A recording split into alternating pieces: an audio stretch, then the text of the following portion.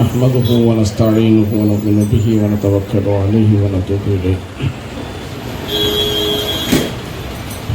الصلاة والسلام على من لا نبي بعده سيد الأولين والآخرين وخاتم الأنبياء والمرسلين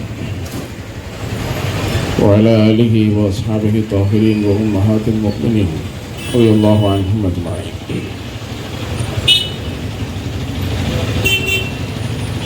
ആദരണീയനായ അധ്യക്ഷൻ നിസാമുദ്ദീൻ സാഹിബ്, വേദിയിലിരിക്കുന്ന area president PS Muhammad Sahib, Mirosh, എൻ്റെ ശബ്ദം ശ്രവിക്കുന്ന സഹോദര സഹോദരിമാരെ, അസ്സലാമു അലൈക്കും വറഹ്മത്തുള്ളാഹി വബറകാതുഹു.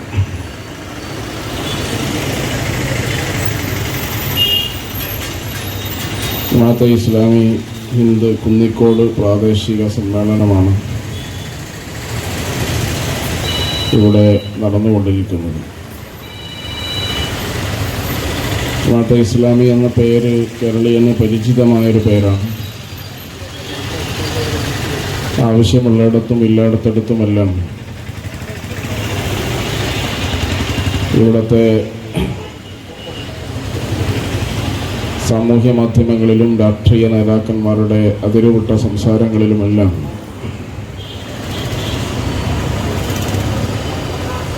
ജമാഅത്തെ ഇസ്ലാമിയെ ഉപയോഗിക്കാറുണ്ട്, ഒരു പൊളിറ്റിക്കൽ പ്രോപ്പഗണ്ടയുടെ ഭാഗമായി. പക്ഷെ എന്താണ് ജമാഅത്തെ ഇസ്ലാമി എന്ന് സത്യസന്ധമായി പഠിക്കാനോ മനസ്സിലാക്കാനോ അന്വേഷിക്കാനോ ആളുകൾ ശ്രമിക്കാറില്ല. 7.5 പതിറ്റാണ്ട് കാലമായി ഈ രാജ്യത്ത് പ്രവർത്തിക്കുന്ന ഒരു പ്രസ്ഥാനമാണ്. കുന്നിക്കോടും പത്തനാപുരത്തുമെല്ലാം ജനങ്ങൾക്കിടയിൽ ജീവിക്കുന്ന മനുഷ്യർ അവരുടെ ആശയാദർശങ്ങൾ പ്രചരിപ്പിക്കുകയും അതിനുവേണ്ടി നിലകൊള്ളുകയും ചെയ്യുന്നത് നമ്മളെല്ലാവരും കാണുന്നതാണ്. ഇപ്പോൾ നിലനിൽക്കുന്ന അന്തരീക്ഷത്തിലെ ഒരു പ്രോപ്പഗണ്ടയിലൂടെയല്ല, നിലനിൽക്കുന്ന അന്തരീക്ഷത്തിലെ ഒരു തെറ്റായ പ്രചാരണ രീതികളിൽ നിന്നല്ല ഒരു സംഘടനയെയും പ്രസ്ഥാനത്തെയും നമ്മൾ മനസ്സിലാക്കേണ്ടത്. സത്യസന്ധമായി നമ്മൾ അതിനോടൊരു സമീപനം സ്വീകരിക്കുമ്പോൾ സത്യസന്ധമായി അതിനന്വേഷിക്കുക എന്നതാണ് മര്യാദയുള്ള ശരിയായ നിലപാട് എന്ന് പറയുന്നു. ജമാഅത്തെ ഇസ്ലാമിയെക്കുറിച്ച് പല ധാരണകൾ ആളുകൾക്കുണ്ട്. ഞാനതിൻ്റെ വിശദാംശങ്ങളിലേക്ക് പോകുന്നില്ല. ഈ രാജ്യത്ത് 24ലധികം സ്റ്റേറ്റുകളിൽ വ്യവസ്ഥാപിതമായി പ്രവർത്തിക്കുന്ന ഒരു പ്രസ്ഥാനമാണ് ജമാഅത്തെ ഇസ്ലാമി. ഇന്ത്യ രാജ്യത്ത് ഒട്ടുമിക്ക സ്റ്റേറ്റുകളിലും അതിൻ്റെ സാന്നിധ്യമുണ്ട്, പ്രവർത്തകരുണ്ട്, സംരംഭങ്ങളുണ്ട്. അതിന് നിർണിതമായൊരു ലക്ഷ്യമുണ്ട്, അത് തിരഞ്ഞെടുത്തൊരു ദൗത്യമുണ്ട്, അതുപോലെ തന്നെ അതിൻ്റെ പ്രവർത്തന മാർഗമുണ്ട്. അതിൻ്റെ ജീവിക്കുന്ന അടയാളങ്ങളായ നിരവധി സാക്ഷികൾ നമ്മുടെ മുന്നിലുണ്ട്. അതിലൂടെയാണ് ഒരു പ്രസ്ഥാനത്തിൻ്റെ അടിസ്ഥാനത്തെയും അതിൻ്റെ രീതിശാസ്ത്രത്തെയും അതിൻ്റെ സമീപനത്തെയും അതിൻ്റെ പ്രവർത്തന രീതിയെയും നമ്മൾ വിലയിരുത്തേണ്ടത്. ഇസ്ലാമിക പ്രസ്ഥാനം എന്ന പേരിൽ അറിയപ്പെടുന്ന ആദർശ പ്രസ്ഥാനമായ ഇന്ത്യയിലെ ജമാഅത്തെ ഇസ്ലാമി എന്ന് പറയുന്ന ആദർശ വിപ്ലവ പ്രസ്ഥാനം യഥാർത്ഥത്തിൽ അതെന്താണ്? അതൊരു ആംഗിളിൽ നിന്ന് മാത്രം നോക്കിക്കാണുമ്പോഴാണ് ചില ആളുകൾക്ക് അതിൻ്റെ പരിമിതികൾ മാത്രം മനസ്സിലാവുന്നത്. അതൊരു രാഷ്ട്രീയ പ്രസ്ഥാനമല്ല, എന്നാൽ രാഷ്ട്രീയ നിലപാടുകളും കാഴ്ചപ്പാടുകളും അതിനുണ്ട്. അതൊരു മതസംഘടന മാത്രമല്ല. അതേസമയം മതസംഘടനകൾ നടത്തുന്ന എല്ലാവിധ പ്രവർത്തനങ്ങളും ജമാഅത്തെ ഇസ്ലാമി നടത്താറുണ്ട്. അതിന് പള്ളികളുണ്ട്, മദ്രസകളുണ്ട്, ഖുർആൻ സ്റ്റഡി സെൻ്ററുകളുണ്ട്, മതപ്രഭാഷണ പരമ്പരകളുണ്ട്, അഗതി മന്ദിരങ്ങളുണ്ട്. അതുപോലെ ഇങ്ങനെ തുടങ്ങി മതസംഘടനകൾ നടത്തുന്ന മത സംഘടനകൾ പാരമ്പര്യമായി നടത്തിക്കൊണ്ടിരിക്കുന്ന എല്ലാ പരിപാടികളും ജമാഅത്തെ ഇസ്ലാമി നടത്താറുണ്ട്. അപ്പോൾ ജമാഅത്തെ ഇസ്ലാമി ഒരു മതസംഘടനയല്ല. ജമാഅത്തെ ഇസ്ലാമി ഒരു പരിസ്ഥിതി മൂവ്മെൻ്റാണോ എന്ന് ചോദിച്ചാൽ പരിസ്ഥിതി പ്രശ്നങ്ങളിൽ അതിന് നിലപാടുകളുണ്ട്. അതിൻ്റെ യുവജന പ്രസ്ഥാനമായ സോളിഡാരിറ്റി യൂത്ത് മൂവ്മെൻറ്റിൻ്റെ ആദ്യത്തെ സംസ്ഥാന സമ്മേളനം പ്രഖ്യാപിച്ചപ്പോൾ അതിൻ്റെ ക്യാപ്ഷൻ തന്നെ മണ്ണിനും മനുഷ്യനും വേണ്ടി വികസനത്തിനൊരു തിരുത്ത് എന്നാണ്. മണ്ണിൻ്റെയും മനുഷ്യൻ്റെയും പാരിസ്ഥിതികമായ പ്രത്യാഘാതങ്ങളെ പരിഗണിക്കാതെ തലതിരിഞ്ഞ വികസനങ്ങളും പ്രത്യയശാസ്ത്രങ്ങളും നടപ്പിലാകുമ്പോൾ ഉണ്ടാകുന്ന ഭവിഷ്യത്തുകൾ അത് ഈ ജനതയെ അത് ബോധ്യപ്പെടുത്തിയിട്ടുണ്ട്. പക്ഷേ ഈ പ്രസ്ഥാനം ഒരു പാരിസ്ഥിതിക മൂവ്മെൻ്റ് അല്ല, ഒരു ഗ്രീൻ പൊളിറ്റിക്സ് അല്ല. പിന്നെ എന്താണ് ഈ പ്രസ്ഥാനം ചോദിച്ചാൽ ഒരു സാമൂഹ്യ സന്നദ്ധ സംഘടനയാണോ? സാമൂഹ്യ സന്നദ്ധ പ്രവർത്തനങ്ങൾ മറ്റേത് സംഘടന നിർവഹിക്കുന്നതിനേക്കാളും വളരെ ബൃഹത്തായ സ്വഭാവത്തിൽ ഈ രാജ്യത്ത് നിർവഹിക്കുന്ന പ്രസ്ഥാനമാണ് ജമാഅത്തെ ഇസ്ലാമി.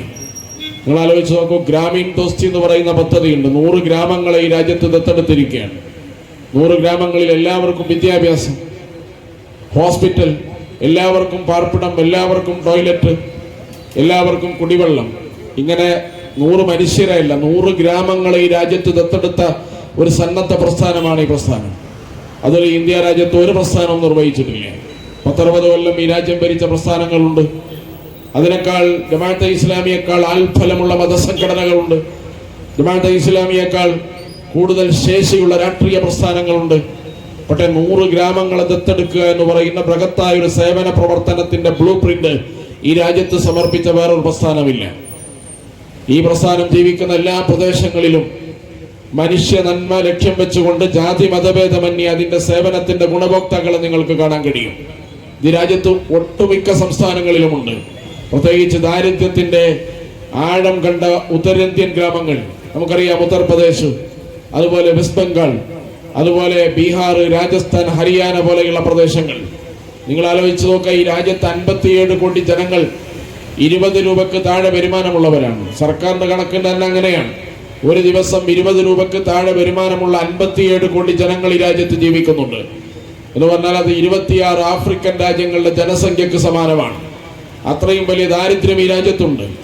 ഈ രാജ്യത്ത് 20 രൂപക്ക് താഴെ വരുമാനം കിട്ടുന്ന കോടിക്കണക്കിന് മനുഷ്യർ ജീവിക്കുമ്പോൾ ആ മനുഷ്യരുടെ പുനരധിവാസം എന്ന് പറയുന്നത് ഈ രാജ്യത്തെ മുഴുവൻ മനുഷ്യരുടെയും ബാധ്യതയാണ്. ഇവിടെ സർക്കാരുകൾ നടത്തുന്ന എന്താ ചോദിച്ചാൽ 57 കോടി ജനങ്ങൾ പട്ടിണി കിടക്കുന്ന രാജ്യത്ത് 3000 കോടി രൂപയുടെ സർദാർ വല്ലഭായ് പട്ടേലിന്റെ പ്രതിമയാണ് സർക്കാർ നിർമ്മിക്കുന്നത് എന്ന് പറഞ്ഞാൽ ഇവിടെ വികസനത്തിന്റെ മുൻഗണനാക്രമം എന്ന് പറയുന്നത് തെറ്റാണ്. ആ തെറ്റ് തിരുത്തിക്കൊണ്ട് ഈ രാജ്യത്തെ അടിസ്ഥാന ജനവിഭാഗങ്ങളെ പുനരധിവസിപ്പിക്കാനുള്ള പദ്ധതികളും പാക്കേജുകളും ഈ രാജ്യത്തെ രാഷ്ട്രീയ സന്നദ്ധ മതസംഘടനകളുടെ ബാധ്യതയാണ്. പക്ഷേ അത് ജമാഅത്തെ ഇസ്ലാമിയെ പോലെയുള്ള പ്രസ്ഥാനം അതിന്റെ ഭാഗധേയം ഈ രാജ്യത്ത് നിർവഹിച്ച പ്രസ്ഥാനമാണ്. നോർത്ത് ഇന്ത്യൻ കല്ലുകളിൽ സൈക്കിൾ റിക്ഷ ചവിട്ടി വലിക്കുന്ന റിക്ഷകളുള്ള പ്രദേശങ്ങളിലൊക്കെ എടുത്തു പോയി നോക്കിയാൽ അതിന്റെ മാറ്റങ്ങൾ നിങ്ങൾക്ക് കാണാൻ കഴിയും. ഇതിന്റെ ഓരോ ഗ്രാമങ്ങളിലും അതിന്റെ ഇമ്പാക്റ്റുകൾ, അതിന്റെ സ്വാധീനങ്ങൾ നമുക്ക് കാണാൻ കഴിയും. ഉത്തരേന്ത്യൻ ഗ്രാമങ്ങൾ എന്ന് പറയുന്നത് അപ്പൊ ഇവിടെ നമ്മുടെ പത്രമാധ്യമങ്ങളിൽ, സോഷ്യൽ മീഡിയ ഹാൻഡിലുകളിൽ, അതുപോലെ തന്നെ ഉത്തരവാദപ്പെട്ട രാഷ്ട്രീയ പാർട്ടികൾ അവരുടെ അപജയങ്ങളും പരാജയങ്ങളും മറച്ചു വെക്കാൻ നാഴികക്ക് 40 വട്ടം ഉച്ചരിക്കുന്ന പേരും മാത്രമായിട്ടാണ് ജമാഅത്തെ ഇസ്ലാമിയെ നിങ്ങൾ മനസ്സിലാക്കിയിട്ടുള്ളത്. പക്ഷേ ഈ രാജ്യത്തിന്റെ ഗ്രാമങ്ങളിൽ, ഈ രാജ്യത്തിന്റെ ദാരിദ്ര്യം ആഴത്തിൽ വേരോടിയിട്ടുള്ള ഗ്രാമങ്ങളുടെ സിരകളിലേക്ക് സേവനത്തിന്റെയും ആശ്വാസത്തിന്റെയും സാന്ത്വനത്തിന്റെയും പദ്ധതികളുമായി ഈ പ്രസ്ഥാനം കടന്നു ചെന്നിട്ടുണ്ട്. പക്ഷേ ഈ പ്രസ്ഥാനം ഒരു സേവന സന്നദ്ധ പ്രസ്ഥാനമല്ല. അതതിന്റെ പ്രവർത്തനത്തിന്റെ പ്രധാനപ്പെട്ട ഭാഗമാണ്. ജമാഅത്തെ ഇസ്ലാമി എന്ന് പറയുന്ന പ്രസ്ഥാനം പിന്നെ എന്ത് പ്രസ്ഥാനമാണ്, എന്താശയമാണ് അത് മുന്നോട്ട് വെക്കുന്നത്? അതിൽ രാഷ്ട്രീയമുണ്ട്, മതമുണ്ട്, സാമ്പത്തികമായ കാര്യങ്ങളുണ്ട്, അതുപോലെ തന്നെ പാരിസ്ഥിതികമായ കാര്യങ്ങളുണ്ട്, സാമൂഹ്യ സന്നദ്ധ സേവന പ്രവർത്തനമുണ്ട്. ഇതെല്ലാം ഉൾച്ചേർന്ന ഒരു സമഗ്രമായ, ഒരു കോംപ്രഹെൻസീവായ ഒരു മൂവ്മെന്റാണ് ഇസ്ലാമിക പ്രസ്ഥാനം എന്ന് പറയുന്നത്. കാരണം അത് ഇസ്ലാമിന്റെ നേച്ചറാണ്, ഇസ്ലാമിന്റെ രീതിശാസ്ത്രമാണ് അതിവിടെ പ്രകടിപ്പിച്ചുകൊണ്ടിരിക്കുന്നത്. അത് ഈ ജനത, ഈ രാജ്യത്തിന്റെ ഭരണഘടന നൽകുന്ന സ്വാതന്ത്ര്യം, ഈ രാജ്യത്തിന്റെ ഫെഡറലിസം നൽകുന്ന സ്വാതന്ത്ര്യം, ഈ രാജ്യത്തിന്റെ ഭരണഘടനയും ഈ രാജ്യം അതിന്റെ പാരമ്പര്യമായി സ്വീകരിച്ച ഐഡിയ ഓഫ് ഇന്ത്യ, ഇന്ത്യ എന്ന് പറയുന്ന ആശയമുണ്ട്. ആ ആശയത്തിന്റെ ആഴത്തിൽ പരിക്കേൽപ്പിക്കപ്പെട്ടുകൊണ്ടിരിക്കുന്ന കാലത്താണ് നമ്മൾ ജീവിക്കുന്നത്. അതിന്റെ വിശദാംശങ്ങൾ പത്രമാധ്യമങ്ങൾ വായിക്കുന്ന നിങ്ങൾക്ക് മനസ്സിലാവുന്നതാണ്. അതുകൊണ്ട് ഞാൻ അതിലേക്ക് പോകുന്നില്ല. അപ്പൊ ഐഡിയ ഓഫ് ഇന്ത്യ എന്ന് പറയുന്നത് ഫെഡറലിസമുള്ള, സാംസ്കാരിക ബഹുസ്വരത, ഭാഷാ ബഹുസ്വരത, ജാതി മത ബഹുസ്വരത, എങ്ങനെയുള്ള വ്യത്യസ്തങ്ങളായ വൈവിധ്യങ്ങളെ പരിപാലിക്കുകയും പരിപോഷിപ്പിക്കുകയും ചെയ്യുന്ന ഒരു സംസ്കാരമാണ്, ഒരു ഐഡിയയാണ്. ഇന്ത്യ എന്ന് പറയുന്നത്. അതുകൊണ്ട് ഇന്ത്യ രാജ്യത്തുള്ള അത്രയും വൈവിധ്യങ്ങൾ ലോകത്തൊരു വേറെ ഒരു രാജ്യത്തും നിങ്ങൾക്ക് കാണാൻ കഴിയില്ല. ലോകത്തെ പ്രഗത്ഭമായ 6 മതങ്ങൾ ഇന്ത്യയിലുണ്ട്. ആയിരക്കണക്കിന് ജാതികളും ഉപജാതികളും ഇന്ത്യയിലുണ്ട്. അതുപോലെ തന്നെ നിരവധി ഭാഷകൾ ഈ രാജ്യത്തുണ്ട്. നിങ്ങൾ യൂറോപ്യൻ രാജ്യങ്ങൾ, അറബ് രാജ്യങ്ങളൊക്കെ പോയി നോക്കിയാൽ അവർ സംസാരിക്കുന്ന ഭാഷ എല്ലാം ഒരു ഭാഷയാണ്. പക്ഷെ നിങ്ങൾ ഇവിടുന്ന് തൊട്ടടുത്ത് തെങ്കാശിയിലേക്ക് പോയാൽ അവിടെ സംസാരിക്കുന്ന ഭാഷ മാറ്റമുണ്ട്, അവിടുത്തെ സംസ്കാര മാറ്റമുണ്ട്, അവിടുത്തെ വസ്ത്രധാരണ രീതികൾ വ്യത്യാസമുണ്ട്. രാജസ്ഥാനിലും ഗുജറാത്തിലും മധ്യപ്രദേശിലും ഒക്കെ നിങ്ങൾ പോയി നോക്കിയാൽ ഈ വൈവിധ്യത്തിന്റെ ആഴം നിങ്ങൾക്ക് കാണാൻ കഴിയും. അപ്പൊ ഇങ്ങനെ ഈ വൈവിധ്യങ്ങളെ സമന്വയിപ്പിച്ച് മനോഹരമായി സന്തുലിതത്വത്തോടുകൂടി സമ്മേളിപ്പിച്ച ഒരു ആശയത്തിന് പറയുന്ന പേരാണ് ഇന്ത്യ എന്ന് പറയുന്നത്. ഈ ആശയത്തെ ആഴത്തിൽ പരിക്കേൽപ്പിച്ചുകൊണ്ടിരിക്കുന്ന പ്രവർത്തനങ്ങളാണ് സമീപകാലങ്ങളിൽ നടന്നുകൊണ്ടിരിക്കുന്നത്. അതുകൊണ്ട് ഈ സമന്വയത്തിന്റെ ഏറ്റവും പ്രധാനപ്പെട്ട ഭാഗമെന്ന് പറയുന്നത് രാഷ്ട്രീയവും മതപരവുമായ സ്വാതന്ത്ര്യമാണ്, മൗലിക അവകാശങ്ങളാണ്. മൗലിക അവകാശങ്ങളെ പരിപാലിക്കാനുള്ള സ്വാതന്ത്ര്യമാണ്. ആ സ്വാതന്ത്ര്യം ഉപയോഗിച്ചുകൊണ്ട് ഈ രാജ്യത്തിന്റെ നിയമ സംഹിതകളെ മാനിച്ചുകൊണ്ട് സർഗാത്മകമായ രീതിയിൽ ഈ രാജ്യത്തിന്റെ ഓരോ ഗ്രാമങ്ങളിലും മനുഷ്യരിലും സംസ്ഥാനങ്ങളിലും പ്രദേശങ്ങളിലുമെല്ലാം വളരെ സർഗാത്മകമായി ഇടപെടുന്ന പ്രസ്ഥാനമാണ് ഇസ്ലാമിക പ്രസ്ഥാനം എന്ന് പറയുന്നത്. അപ്പൊ അതിന് ഇസ്ലാമിന്റെ ഒരു ബഹുസ്വരതയും ഇസ്ലാമിന്റെ ഒരു സമ്പൂർണതയും ഇസ്ലാമിന്റെ ഒരു സന്തുലിതത്വവും ഇസ്ലാമിന്റെ ഒരു സമഗ്രതയും ഈ പ്രസ്ഥാനത്തിനുണ്ട്. കാരണം പ്രവാചക തിരുമേനി സല്ലല്ലാഹു അലൈഹി വസല്ലമയെ കുറിച്ച് ഏറെ വായിക്കുകയും പഠിക്കുകയും ചർച്ച ചെയ്യുകയും ചെയ്യുന്ന ഒരു മാസമാണല്ലോ റബീഉൽ അവ്വൽ എന്ന് പറയുന്നത്. എന്താണ് പ്രവാചകൻ ലോകത്തിന് നൽകിയത്? വിശുദ്ധ ഖുർആൻ പ്രവാചകനെ കുറിച്ച് പറയുന്നത് ലഖദ് കാന ലക്കും ഫീ റസൂലില്ലാഹി ഉസ്വത്തുൻ ഹസന ലിമൻ കാന യർജുല്ലാഹ വൽ യൗമൽ ആഖിർ വദക്കറല്ലാഹ കസീറ. അപ്പൊ വിശുദ്ധ ഖുർആൻ പ്രവാചകനെ പരിചയപ്പെടുത്തുന്നത് നിങ്ങൾക്ക് റോൾ മോഡലാണ് പ്രവാചകൻ എന്നാണ്, ഉത്തമ മാതൃകയാണ് പ്രവാചകൻ എന്നാണ്. എല്ലാവർക്കും മാതൃകയല്ല. പ്രവാചകൻ മാതൃകയാവുന്നത് ലോകത്തിന് മുഴുവൻ പ്രവാചകനാണ്. വമാ അർസൽനാക ഇല്ലാ റഹ്മത്തൽ ലിൽ ആലമീൻ, ലോകത്തിന് മുഴുവൻ കാരുണ്യമാണ്. ഇസ്ലാമിനെ കുറിച്ച് ഇസ്ലാമിന്റെ ടെർമിനോളജികൾ, ഇസ്ലാം ലോകത്ത് പരിചയപ്പെടുത്തുന്ന കാര്യങ്ങളെല്ലാം മുസ്ലിങ്ങൾക്ക് മാത്രമുള്ളതല്ല. അള്ളാഹുവിനെ കുറിച്ച് വിശുദ്ധ ഖുർആൻ പറയുന്നത് ലോകത്തിന്റെ അധീപൻ, രാജാവ്, ഇലാഹിന്നാസ്, അതുപോലെ മലിക്കിന്നാസ് എന്നൊക്കെയാണ്. ജനങ്ങളുടെ രക്ഷിതാവ്, ജനങ്ങളുടെ ആരാധ്യൻ എന്നാണ്.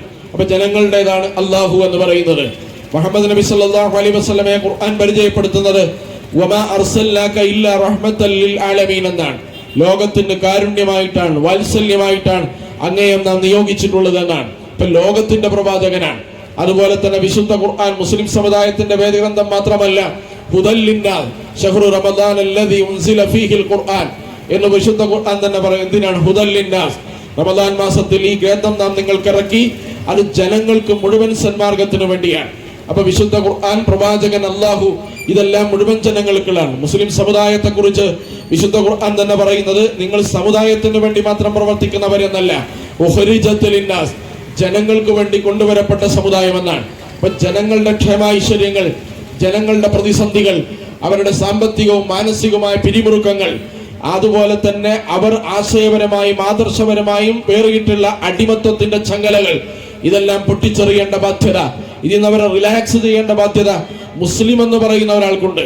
അതുകൊണ്ടാണ് മുസ്ലിമിനെ കുറിച്ച് വിശുദ്ധ ഖുർആൻ പറയുന്നത് നിങ്ങൾ ഏതെങ്കിലും ഒരു സമുദായത്തിന് മാത്രം വേണ്ടി പ്രവർത്തിക്കേണ്ട ആളുകളല്ല, ഉഖ്രിജത്ത് ലിന്നാസ്, ജനങ്ങൾക്ക് വേണ്ടി പ്രവർത്തിക്കേണ്ടവരാണ്.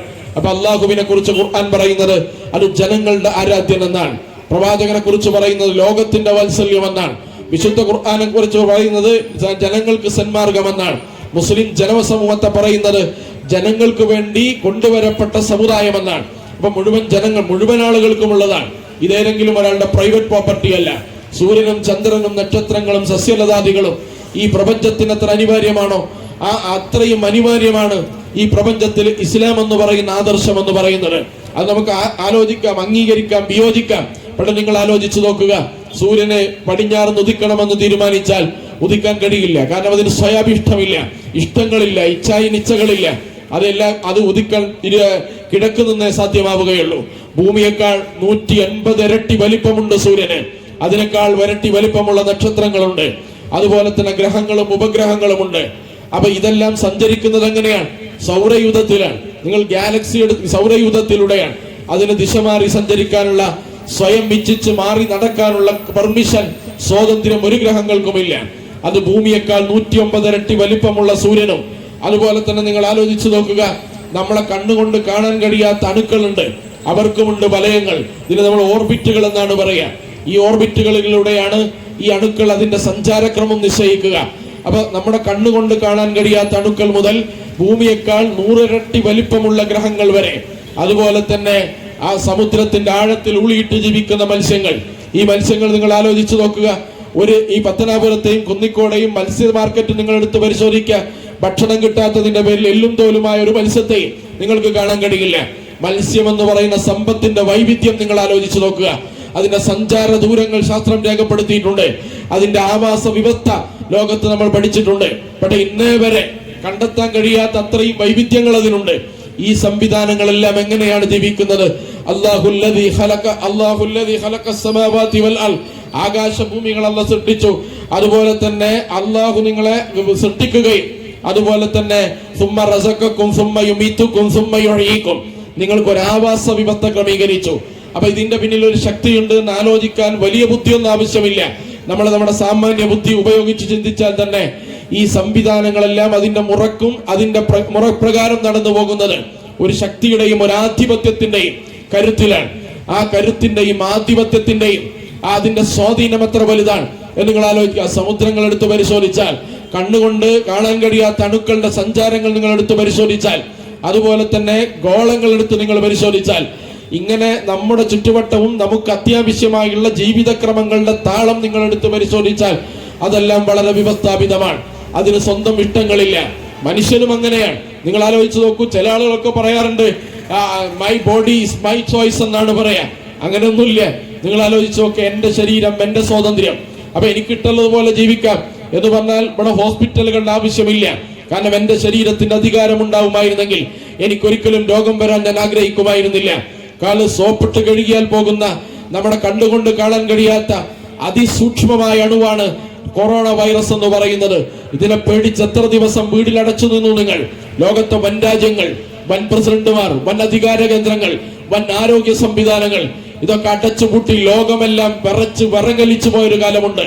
ലോക്ക്ഡൌൺ പ്രഖ്യാപിച്ച കാലമുണ്ട്. നമ്മളെ കണ്ണുകൊണ്ട് കാണാൻ കഴിയാത്ത സോപ്പിന്റെ പത കൊണ്ട് തേച്ചു മായ്ക്കാൻ കഴിയുന്ന ഒരു അണുവിനെ പേടിച്ച് ലോകം അടച്ചുപൂട്ടിയ ഒരു കാലമുണ്ട്.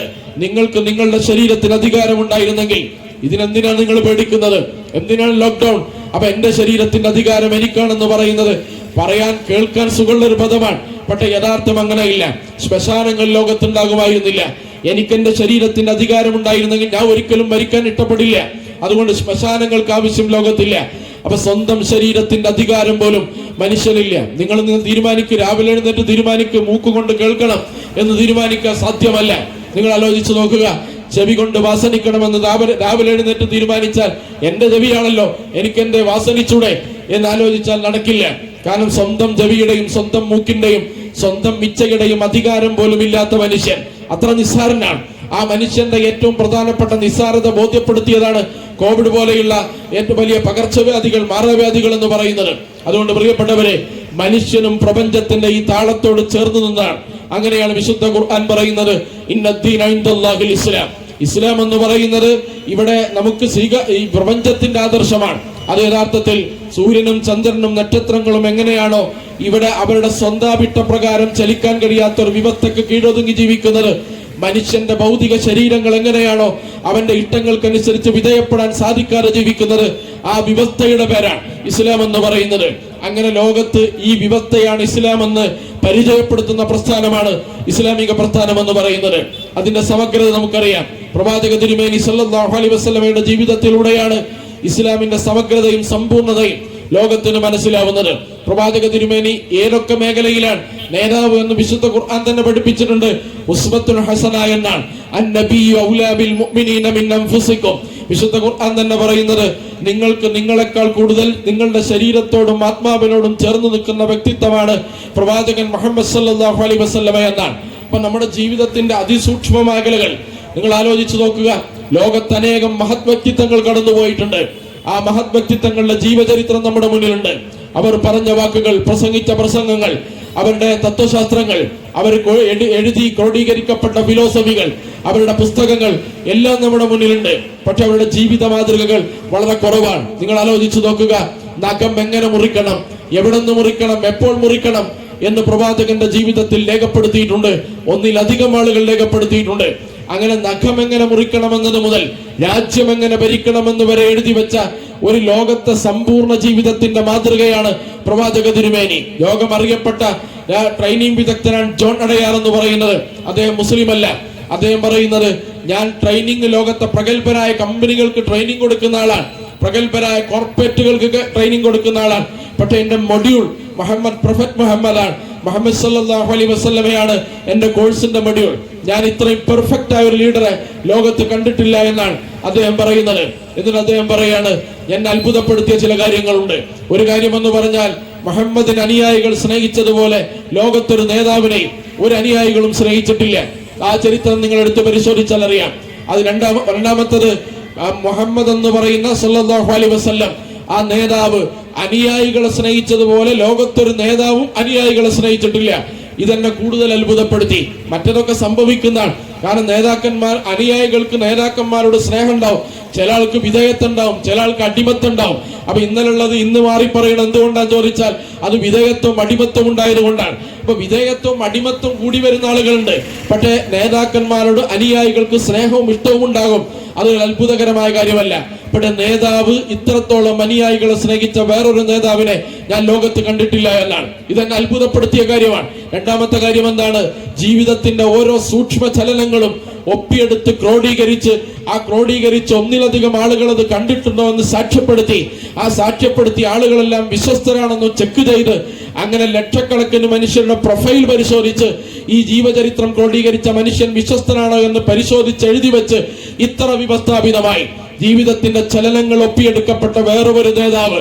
ലഖദ് കാന ലക്കും ഫി റസൂലില്ലാഹി ഉസ്വത്തുൻ ഹസന ലിമൻ കാന യർജുല്ലാഹ വൽ യൗമൽ ആഖിർ വദക്കറല്ലാഹ കസീറ മുഹമ്മദുൻ ദിക്റുഹു ഖൈറുൽ ലിഅൻഫുസിന മുഹമ്മദുൻ ഖൈറു മൻ യംശി അലൽ ഖദമി. അപ്പോൾ റസൂൽ സല്ലല്ലാഹു അലൈഹി വസല്ലം എന്തുകൊണ്ട് സർട്ടനായി ചോദിച്ചാൽ, അവിടുത്തെ ജീവിതത്തിന്റെ ഒരു മേഖലയും ബ്ലാങ്ക് അല്ല, സീറോ അല്ല. ഇന്ന മേഖലയിൽ മുഹമ്മദ് സല്ലല്ലാഹു അലൈഹി വസല്ലമക്ക് ശൂന്യതയുണ്ട് എന്ന് പറയാൻ ലോകത്ത് ചരിത്രബോധമുള്ളവന് കഴിയില്ല. വിശ്വാസം നിങ്ങൾ മാറ്റിവെക്കുക. ഇതൊരു ചരിത്ര സത്യം കൂടിയാണല്ലോ. ചരിത്ര സത്യമാണ് എഴുതപ്പെട്ടത്. നിങ്ങൾ ആലോചിച്ചു നോക്കുക. ലോകത്തെ ഏറ്റവും കൂടുതൽ പ്രചരിപ്പിക്കപ്പെട്ട മതഗ്രന്ഥങ്ങളിൽ ഒന്ന് വിശുദ്ധ ഖുർആനാണ്. ലോകത്തെ ഏറ്റവും കൂടുതൽ പഠിപ്പിക്കപ്പെട്ട ജീവചരിത്രങ്ങളിൽ നമ്പർ 1 പ്രൊഫറ്റ് മുഹമ്മദിന്റെ ജീവചരിത്രമാണ്. കാരണം ഇത്രയധികം പഠിപ്പിക്കപ്പെട്ട ഒരു ജീവചരിത്രം ലോകത്തില്ല. അപ്പൊ ഇതൊരു ചരിത്രമാണ്. എങ്ങനെ കിടന്നു, എങ്ങനെ എഴുന്നേറ്റു, എങ്ങനെ ടോയ്ലറ്റിൽ പോയി, എങ്ങനെ പള്ളിയിലേക്ക് പോയി, എങ്ങനെ ആളുകളോട് ഇടപഴകി, എങ്ങനെ കുടുംബനാഥനായി, എങ്ങനെ വല്ലിപ്പയായി, എങ്ങനെ പിതാവായി, അതുപോലെ തന്നെ എങ്ങനെയാണ് രാജ്യം ഭരിച്ചത്, എങ്ങനെയാണ് യുദ്ധം ചെയ്തത്, ഇങ്ങനെ സകല മേഖലകളിലും നബിയുടെ ചലനങ്ങൾ സൂക്ഷ്മമായി ഒപ്പിയെടുത്ത അനുയായി വൃന്ദങ്ങൾ അത് രേഖപ്പെടുത്തി ക്രോഡീകരിച്ച് തലമുറകൾ കൈമാറി. ആ കൈമാറിയ മുഴുവൻ ആളുകളുടെയും പ്രൊഫൈൽ ശേഖരിച്ചു. അതിനൊക്കെ നൂറ്റാണ്ടുകൾ കഴിഞ്ഞിട്ടാണ് എൻസൈക്ലോപീഡിയകൾ വരുന്നത്, വ്യക്തികളെ കുറിച്ച് പഠിക്കുന്ന. അതിന്റെ മുമ്പ് തന്നെ വ്യക്തി ജീവിതങ്ങളെ, വിശ്വാസ്യതകളെ പഠിക്കുന്ന എൻസൈക്ലോപീഡിയകൾ ലോകത്തുണ്ടായി. അപ്പൊ ഇത് പ്രവാചക ജീവിതത്തിൽ എന്നെ അത്ഭുതപ്പെടുത്തിയത്, ഇത്ര സൂക്ഷ്മമായി ജീവിതം രേഖപ്പെടുത്തിയ ഒരു പ്രവാചകനില്ല. ലോകത്ത് വലിയ മഹാന്മാരുണ്ട്.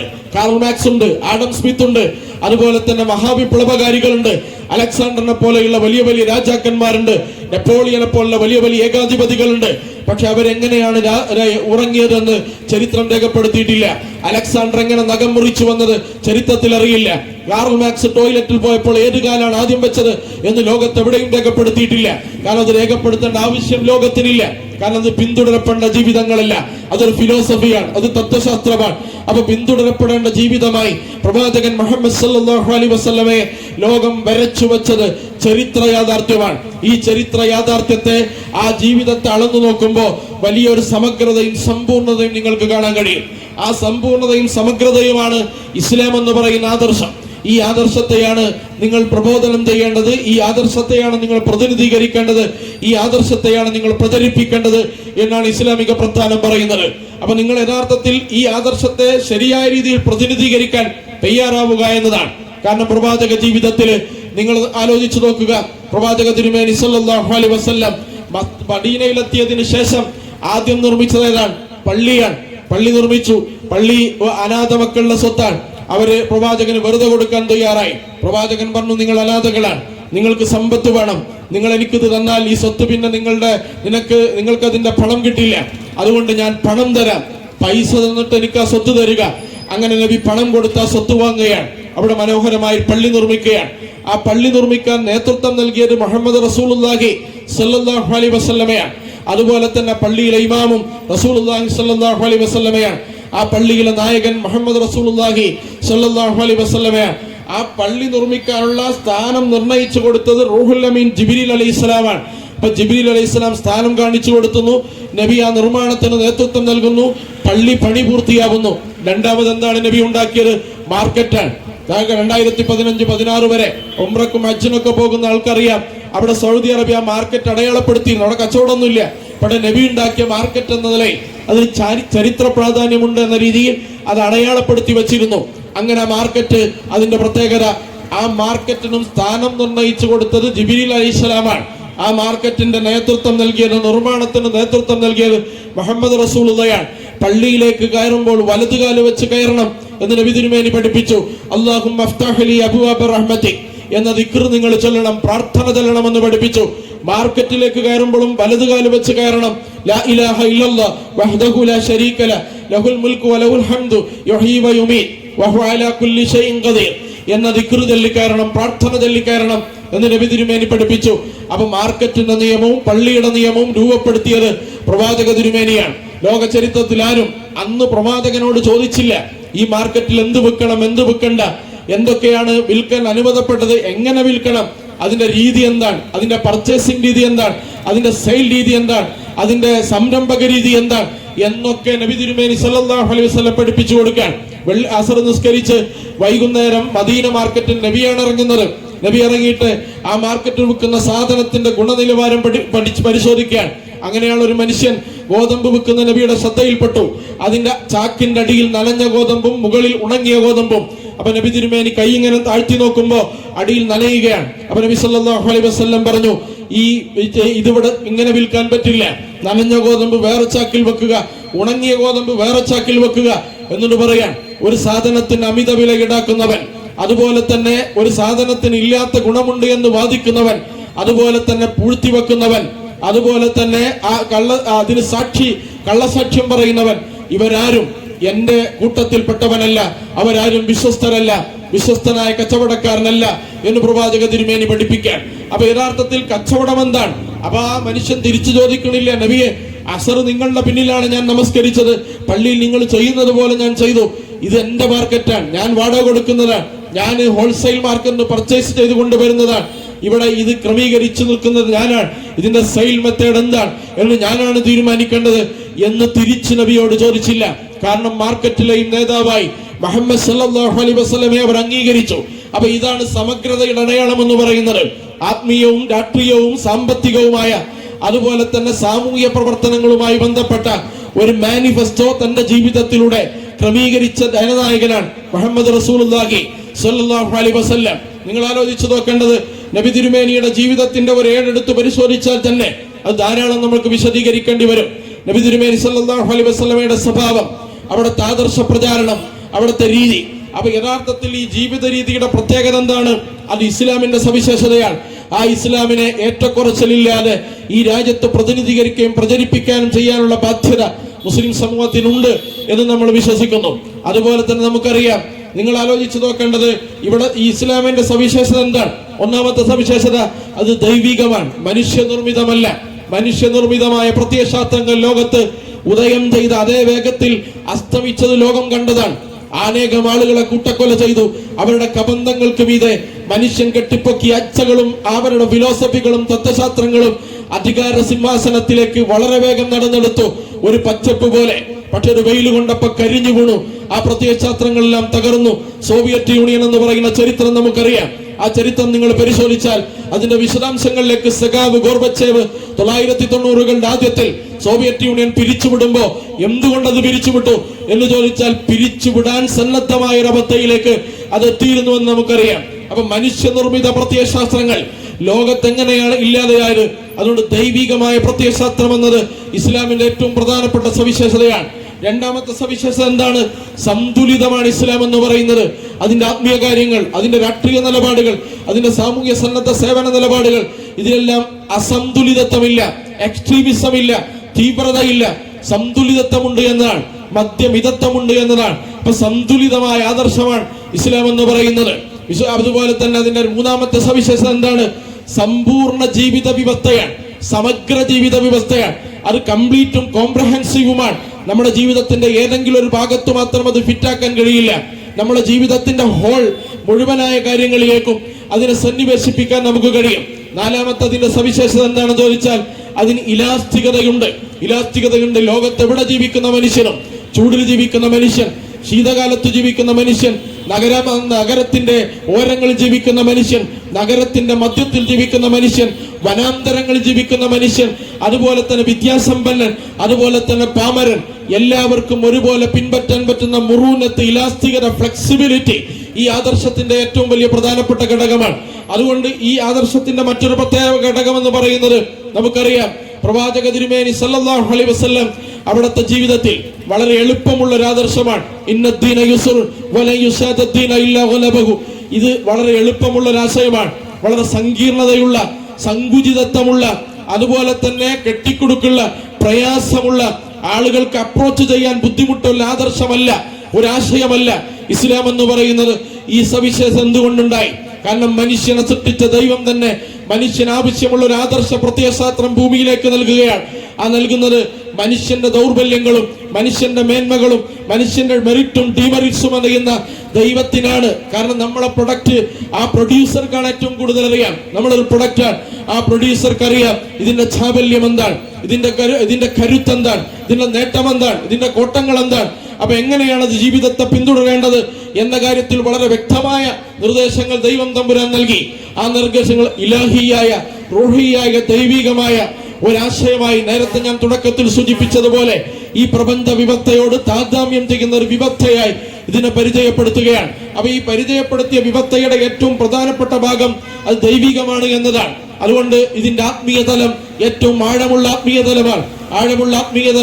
ഇതിന്റെ ആത്മീയ തലം അത്ര തന്നെ സാമൂഹ്യ തലമുള്ള ആത്മീയതയാണ്. പ്രവാചക തിരുമേനി പറയാൻ ഇന്നൽ ഇൻസാന ലിറബ്ബിഹി ലകനൂദ്, വിശുദ്ധ ഖുർആനിന്റെ ഒരു വചനമാണ്.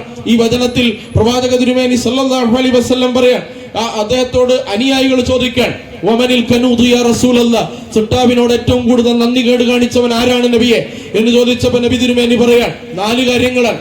الذي ينزل وحده ويأكل وحده ويضرب عبده ويمنع دفعه. 4 കാര്യങ്ങളാണ്. ഈ 4 ഒന്ന്, സ്വന്തത്തിന്റെ താമസ സ്ഥലം മാത്രം അന്വേഷിക്കുന്നവൻ.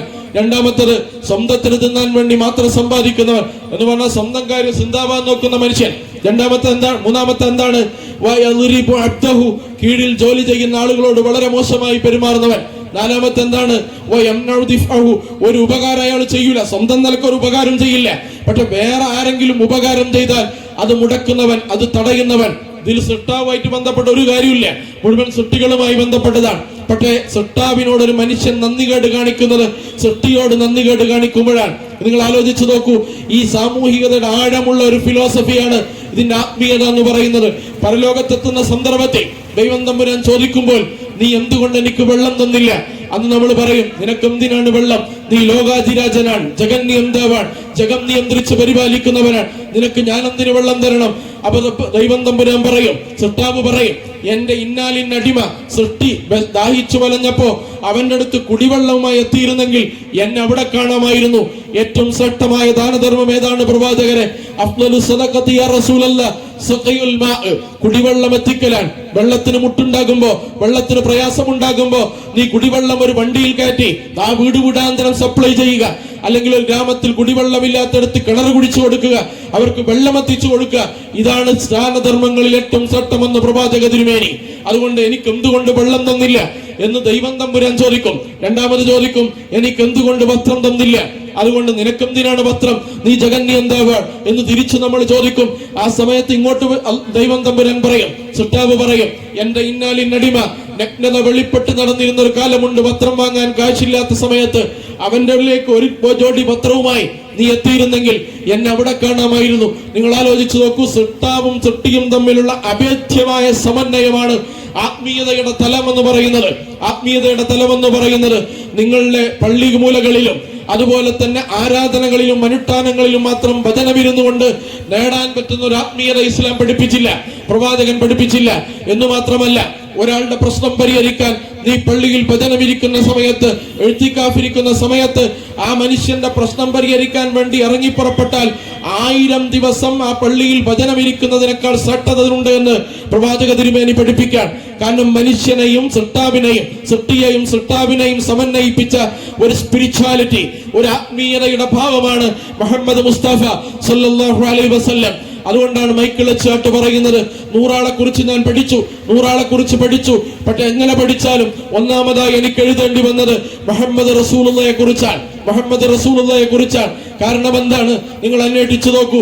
23 കൊല്ലം കൊണ്ട് ലോകത്ത് സമന്നതകളില്ലാത്തൊരു വിപ്ലവം നയിച്ച ലോകത്തൊരു നേതാവിന് എനിക്ക് പരിചയമില്ല മുഹമ്മദ് അല്ലാതെ സല്ലല്ലാഹു അലൈഹി വസല്ലം. ലഖദ് കാന ലക്കും ഫി റസൂലില്ലാഹി ഉസ്വത്തുൻ ഹസന ലിമൻ കാന യർജുല്ലാഹ വൽ യൗമൽ ആഖിർ. അവിടുത്തെ വ്യക്തിയുടെ ശോഭ, അവിടുത്തെ ജീവിതത്തിന്റെ വിശുദ്ധി, അത് മില്യൺ കണക്കിന് ഡോളർ ചെലവഴിച്ച് യൂറോപ്പും അമേരിക്കയും അടക്കമുള്ള രാജ്യങ്ങൾ നിറം കെടുത്താൻ ശ്രമിച്ചു. പക്ഷേ ലോകത്ത് അനുയായികൾ ഏറ്റവും കൂടിയത്, ലോകത്ത് ഏറ്റവും കൂടുതൽ ആളുകൾ സ്വീകരിക്കുന്ന പേര്, ലോകത്ത് ഏറ്റവും കൂടുതൽ വായിക്കുന്ന ബയോഗ്രഫി ആരുടേതാണെന്ന് ചോദിച്ചാൽ ഈ ലീഡറുടേതാണ്, ഈ നേതാവിൻ്റെതാണ്. ഈ നേതാവ് മനുഷ്യ ജീവിതത്തോട് ഇത്രമേൽ ചേർന്ന് നിന്ന ഒരു ആത്മീയ നായകൻ മുഹമ്മദ് സല്ലല്ലാഹു അലൈഹി വസല്ലമ അല്ലാതെ ലോകത്ത് വേറെ ആരെയും നിങ്ങൾക്ക് കാണാൻ കഴിയില്ല. നബി സല്ലല്ലാഹു അലൈഹി വസല്ലം ലോകത്ത് പരിചയപ്പെടുത്തിയ ഒരു ആത്മീയതയുടെ തലം എന്ന് പറയുന്നത് സാമൂഹികതയും സൃഷ്ടിയും സൃഷ്ടാവും മനുഷ്യനും മനുഷ്യന്റെ പ്രശ്നങ്ങളും ഉൾച്ചേർന്ന ഒരു ആത്മീയതയാണ്. അതുകൊണ്ട് നബി തിരുമേനി സല്ലല്ലാഹു അലൈഹി വസല്ലമയോട് ഒരാൾ പറഞ്ഞത്, നബിയെ, ഞാൻ മദീനയിൽ നിന്ന് കുറച്ച് അകലെയുള്ള ഒരു സ്ഥലത്ത് ഒരു ആശ്രമം പണിത് അവിടെ ഇബാദത്തുകളുമായി ആരാധനാനുഷ്ഠാന ആചാരങ്ങളുമായി കഴിച്ചുകൂടാൻ തീരുമാനിക്കുകയാണ്.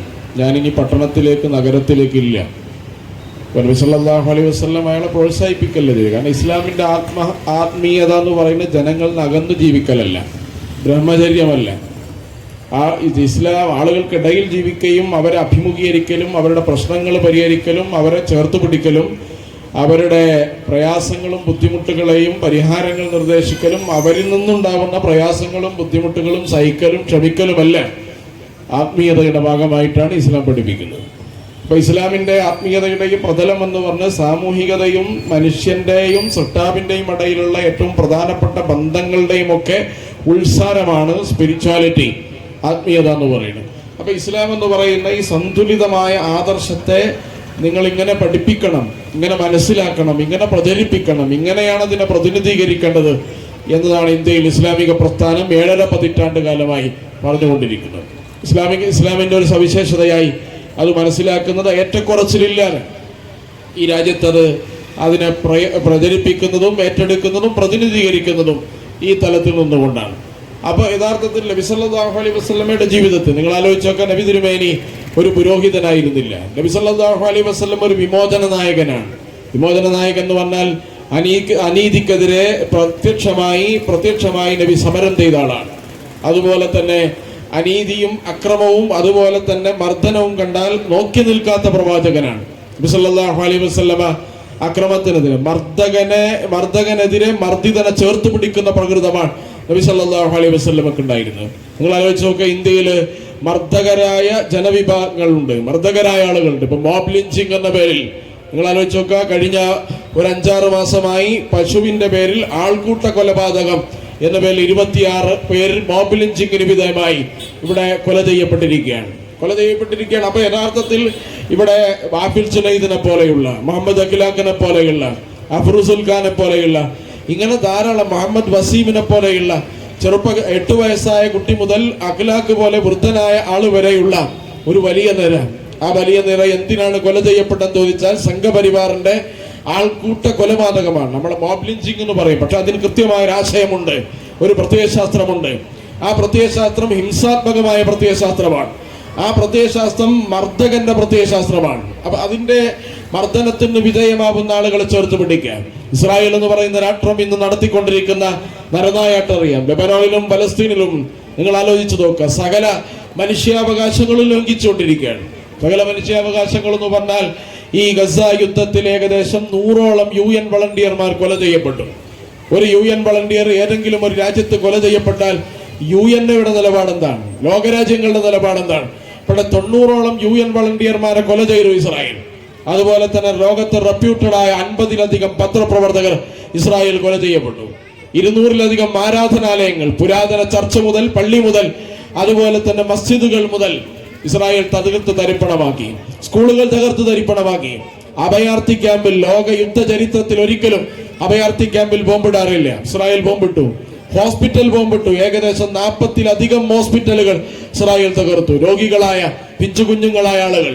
അങ്ങനെ നിങ്ങൾ ആലോചിച്ചു, കൊന്നതിൽ 51,000 മനുഷ്യരെ കൊന്നതിൽ 25,000-ലധികം ആളുകൾ 6 വയസ്സിന് താഴെയുള്ള കുട്ടികളാണ്. ലോകത്ത് തുല്യതയില്ലാത്ത ക്രൂരതയാണ് ഇസ്രായേൽ നടത്തിക്കൊണ്ടിരിക്കുന്നത്. ലെബനാനിലേക്ക് 2000 ടൺ ബോംബാണ് ഇന്നലെ ഇസ്രായേൽ വർഷിച്ചിട്ടുള്ളത്. എത്ര നിരപരാധികളെയാണ് ഇസ്രായേൽ കൊന്നൊടുക്കിയ. അപ്പൊ യഥാർത്ഥത്തിൽ ചോദിക്കുന്നത്, നിങ്ങൾ ആലോചിച്ച് നോക്കുക, പിറന്ന നാടിന്റെ മോചനത്തിന് വേണ്ടി ഒരു ജനത പോരാടാണ്. ബ്രിട്ടീഷുകാർക്കെതിരെ നമ്മൾ പോരാടിയിട്ടുണ്ട്. പോർച്ചുഗീസുകാർക്കെതിരെ നമ്മൾ പോരാടിയിട്ടുണ്ട്. കാരണം അവർ അക്രമികളാണ്. ഈ രാജ്യം പിടിച്ചടക്കാൻ വന്നവരാണ്. നമ്മുടെ ജീവൻ കൊടുത്ത് ബ്രിട്ടീഷുകാരെ നമ്മൾ വായിപ്പിച്ചിട്ടുണ്ട്. ബ്രിട്ടീഷുകാരെ ഈ രാജ്യത്ത് നമ്മൾ തുരത്തി ഓടിച്ചിട്ടുണ്ട്. അതിന്റെ പോരാട്ടത്തിന്റെ കഥകൾ പാഠപുസ്തകങ്ങൾ നമ്മൾ പഠിക്കുന്നുണ്ട്. ഈ രാജ്യത്തിന്റെ അഭിമാന ചരിത്രമായി സ്വാതന്ത്ര്യ സമര പോരാട്ടങ്ങൾ നമ്മൾ പഠിക്കുന്നുണ്ട്. പക്ഷെ അതുപോലെയുള്ള പിറന്ന നാട് നിങ്ങൾ ആലോചിച്ച് നോക്കുക. 948 ഇസ്രായേൽ എന്ന് പറയുന്ന രാജ്യം ഉണ്ടാകുമ്പോൾ അതിന് മുമ്പ് ആ രാജ്യം ആരുടേതാണ്? നമ്മുടെ വീട്ടിൽ വന്നിട്ട് ഒരു അതിഥിയായി എത്തിയാൽ നിങ്ങളോട് ഇറങ്ങിപ്പോകാൻ പറഞ്ഞാൽ നിങ്ങളുടെ പ്രതികരണം എന്താണ്? അതാണ് അന്നത്തെ പലസ്തീനിലെ പ്രതികരണങ്ങൾ എന്ന് പറയുന്നത്. 65% പലസ്തീന്റെ ഭൂമി അധീനപ്പെടുത്തി അവിടെ ജീവിച്ചിരുന്ന അറബികളെ തുരത്തിയോടിച്ച് ലോകത്തിന്റെ വിവിധ അഭയാർത്ഥി ക്യാമ്പുകൾ പുഴുക്കളെ പോലെ ജീവിക്കാൻ പ്രേരിപ്പിക്കപ്പെട്ട ആ ജനതയുടെ ചെറുത്തുനിൽപ്പിനെ ഇസ്രായേൽ എങ്ങനെയാണ് കണ്ടത്? ലോകത്തെ വിവിധ രാജ്യങ്ങൾ അതിനെങ്ങനെയാണ് സപ്പോർട്ട് ചെയ്തത്? നിങ്ങൾ ആലോചിച്ച് നോക്കണം. മണ്ണും മാവും കുഴച്ചുകൊണ്ടാണ് അവിടുത്തെ ആളുകൾ വിശപ്പകറ്റുന്നത്. 1 ലിറ്റർ വെള്ളമാണ് ശരാശരി UN അഭയാർത്ഥി ക്യാമ്പിൽ നിന്ന് അവർക്ക് ലഭിക്കുന്നത്. ഒരു ദിവസം 1 ലിറ്റർ വെള്ളമാണ് ഒരു കുടുംബത്തിന്റെ റേഷൻ എന്ന് പറയുന്നത്. 10,000-കണക്കിന് സ്ത്രീകൾ തലമുണ്ടനം ചെയ്തിരിക്കാൻ 11 മാസമായിട്ട് കുളിക്കാൻ വെള്ളമില്ല. ഇത്രയും വലിയ പ്രയാസവും പ്രതിസന്ധിയും ഉണ്ടാകുമ്പോൾ ലോകത്തെ മനുഷ്യാവകാശത്തെ സംരക്ഷിക്കാൻ വേണ്ടി പടുത്തുയർത്തപ്പെട്ട സംവിധാനങ്ങൾ എവിടെയാണ്? ലോകത്തെ കുത്തക പത്രമാധ്യമ സ്വാതന്ത്ര്യത്തിന്റെ വാദോരാത്ത പ്രവർത്തനങ്ങളും പ്രസംഗങ്ങളും നടത്തുന്ന മനുഷ്യാവകാശ പ്രവർത്തകരത്തെ, നിരപരാധികളായ മനുഷ്യരെ ഇഞ്ചിഞ്ചായി കൊല ചെയ്യപ്പെടുമ്പോ ആ മനുഷ്യർക്ക് വേണ്ടി മർദ്ദിതരായ ജനവിഭാഗത്തിനെ ചേർത്ത് പിടിക്കാൻ ഖുർആൻ തന്നെ പറഞ്ഞിട്ടുള്ള അങ്ങനെയാണ്. നിങ്ങള് മർദ്ദിതരും ദുർബലരുമായ സ്ത്രീകൾ അവർക്ക് വേണ്ടി സമരം ചെയ്യാതിരിക്കാൻ, അവർക്ക് വേണ്ടി പോരാടാതിരിക്കാൻ, അവർക്ക് വേണ്ടി എഴുന്നേറ്റ് നിൽക്കാതിരിക്കാൻ നിങ്ങൾക്ക് എന്തുണ്ട് ന്യായമെന്നാണ്. ഇപ്പൊ പ്രവാചകന്റെ ചര്യ കലിമത്തു ഹഖ്ഖിൻ ഇൻദ സുൽത്താനിൻ ജായിർ, അനീതി ചെയ്യുന്ന ഭരണാധികാരിയുടെ മുന്നിൽ നീതിയുടെ വാചകം പറയലാണ് ലോകത്തെ ഏറ്റവും വലിയ ധർമ്മസമരമെന്ന് പ്രവാചകൻ പഠിപ്പിക്കുക. നിങ്ങൾ ആലോചിച്ചു നോക്കുക. നിരപരാധികളായ പിഞ്ചു കുഞ്ഞുങ്ങളെ അറുകൊല ചെയ്യുന്ന ലോകത്തെ തുല്യതയില്ലാത്ത ഒരു തെമ്മാടി രാഷ്ട്രമായി ഇസ്രായേൽ മാറിയിരിക്കുകയാണ്. നിങ്ങൾ ആലോചിച്ച് നോക്കി. 25,000 മനുഷ്യർ, അത് 6 വയസ്സിന് താഴെയുള്ള കുട്ടികൾ, ലോക ചരിത്രത്തിൽ ഇങ്ങനെ കുഞ്ഞുങ്ങളെ ടാർഗറ്റ് ചെയ്ത് ഹോസ്പിറ്റലുകളും സ്കൂളുകളും അഭയാർത്ഥി ക്യാമ്പുകളും ടാർഗറ്റ് ചെയ്ത് ആക്രമിക്കുന്ന ഒരു രാജ്യത്തെ പിന്തുണക്കുന്ന പരിഷ്കാരികളായ മനുഷ്യർ. ഏതാനും ചില രാജ്യങ്ങൾ ഇസ്രായേലിന്റെ പിന്നിലുണ്ട്. അവ യഥാർത്ഥത്തിൽ അവിടെ നടന്നുകൊണ്ടിരിക്കുന്നത് നിങ്ങൾ ആലോചിച്ചു നോക്കേണ്ടത് സ്വാതന്ത്ര്യ സമരത്തിന് സമാനമായ ഒരു പോരാട്ടമാണ്. പിറന്ന നാടിന്റെ മോചനത്തിന് വേണ്ടി ആ മനുഷ്യർ ഉള്ളതെല്ലാം വിറ്റുപെറുക്കി, ഉള്ളതെല്ലാം ത്യജിച്ച് നടത്തുന്ന ഒരു പോരാട്ടം. ആ പോരാട്ടത്തിന്റെ കൂടെ നിൽക്കാനാണ് നമ്മൾ ബാധ്യസ്ഥ. മുസ്ലിങ്ങളെ സംബന്ധിച്ചിടത്തോളം, ഇസ്ലാമിനെ സംബന്ധിച്ചിടത്തോളം മർദ്ദിതർ ജാതി മതഭേദമന്യേ. നിങ്ങൾ ആലോചിച്ച് നോക്കുക. ഈ രാജ്യത്ത് നിങ്ങൾ 57 കോടി ജനങ്ങളുടെ കണക്ക് ഞാൻ പറഞ്ഞു. അവരുടെ ജാതി നിങ്ങൾ നോക്കേണ്ടതില്ല, മതം നിങ്ങൾ നോക്കേണ്ടതില്ല. കാരണം മർദ്ദിതരുടെ വിമോചനം, അവരെ വരിഞ്ഞു മുറുക്കിയ ദാരിദ്ര്യത്തിന്റെ ചങ്ങലക്കെട്ടുകൾ, അതുപോലെ തന്നെ പ്രത്യയശാസ്ത്ര ഭാരങ്ങൾ, ഇതെല്ലാം മോചിപ്പിച്ചുകൊണ്ട് സ്വാതന്ത്ര്യം എന്ന് പറയുന്ന ഒരു വിധാനത്തിലേക്ക് അവരെ കൊണ്ടുവരാൻ പര്യാപ്തമാക്കുക പ്രവാചക തിരുമേനിയുടെ ഏറ്റവും പ്രധാനപ്പെട്ട ദൗത്യമാണ്. പേർഷ്യ രാജാവിന്റെ കൊട്ടാരത്തിലേക്ക് നബി ഇബ്നു ഉമർ റളിയല്ലാഹു അൻഹു പ്രവാചക ശിഷ്യൻ കയറി ചെല്ലുന്നുണ്ട്. അവ പേർഷ്യ ചക്രവർത്തി ഹുങ്കിന്റെ ആൾ രൂപമാണ്, അഹങ്കാരത്തിന്റെ പ്രതിരൂപമാണ്. അദ്ദേഹം പറയുന്നത്, നിങ്ങൾ ഈ കാട്ടറബി ആരാണ് ഇങ്ങോട്ട് കയറ്റി വിട്ടതെന്നാണ്. നബി ഇബ്നു ഉമർ റളിയല്ലാഹു അൻഹു പറയുന്നത്, ശരിയാണ്, നീ പറഞ്ഞത് ശരിയാണ്, ഞങ്ങളും കാട്ടറബികളാണ്. വിശന്നു വലഞ്ഞാൽ പ്രാണികളെ ഭക്ഷിക്കുന്ന ഒരു കാലം ഞങ്ങൾക്കുണ്ടായിരുന്നു. മദ്യപിക്കാൻ ഞങ്ങൾക്ക് ആവശ്യം വന്നാൽ കൂടെ പോകുന്ന മുന്നിൽ നിൽക്കുന്ന ആളെ തട്ടിയിട്ട് അവന്റെ പണം കൊള്ളയടിച്ച് മദ്യപിക്കുന്ന ഒരു കാലമുണ്ടായിരുന്നു. ആ പേർഷ്യ കൊട്ടാരത്തിൽ അടുക്കളയിൽ ജോലി ചെയ്യുന്ന ഒരു അടിമയെ തൊട്ടാൽ ജീവിതത്തിന്റെ ഉദ്ദേശം സഫലമായി എന്ന് വിശ്വസിച്ചിരുന്ന ഒരു കാലമുണ്ടായിരുന്നു. പക്ഷേ ഞങ്ങൾക്കിടയിൽ ഒരു നബി വന്നു.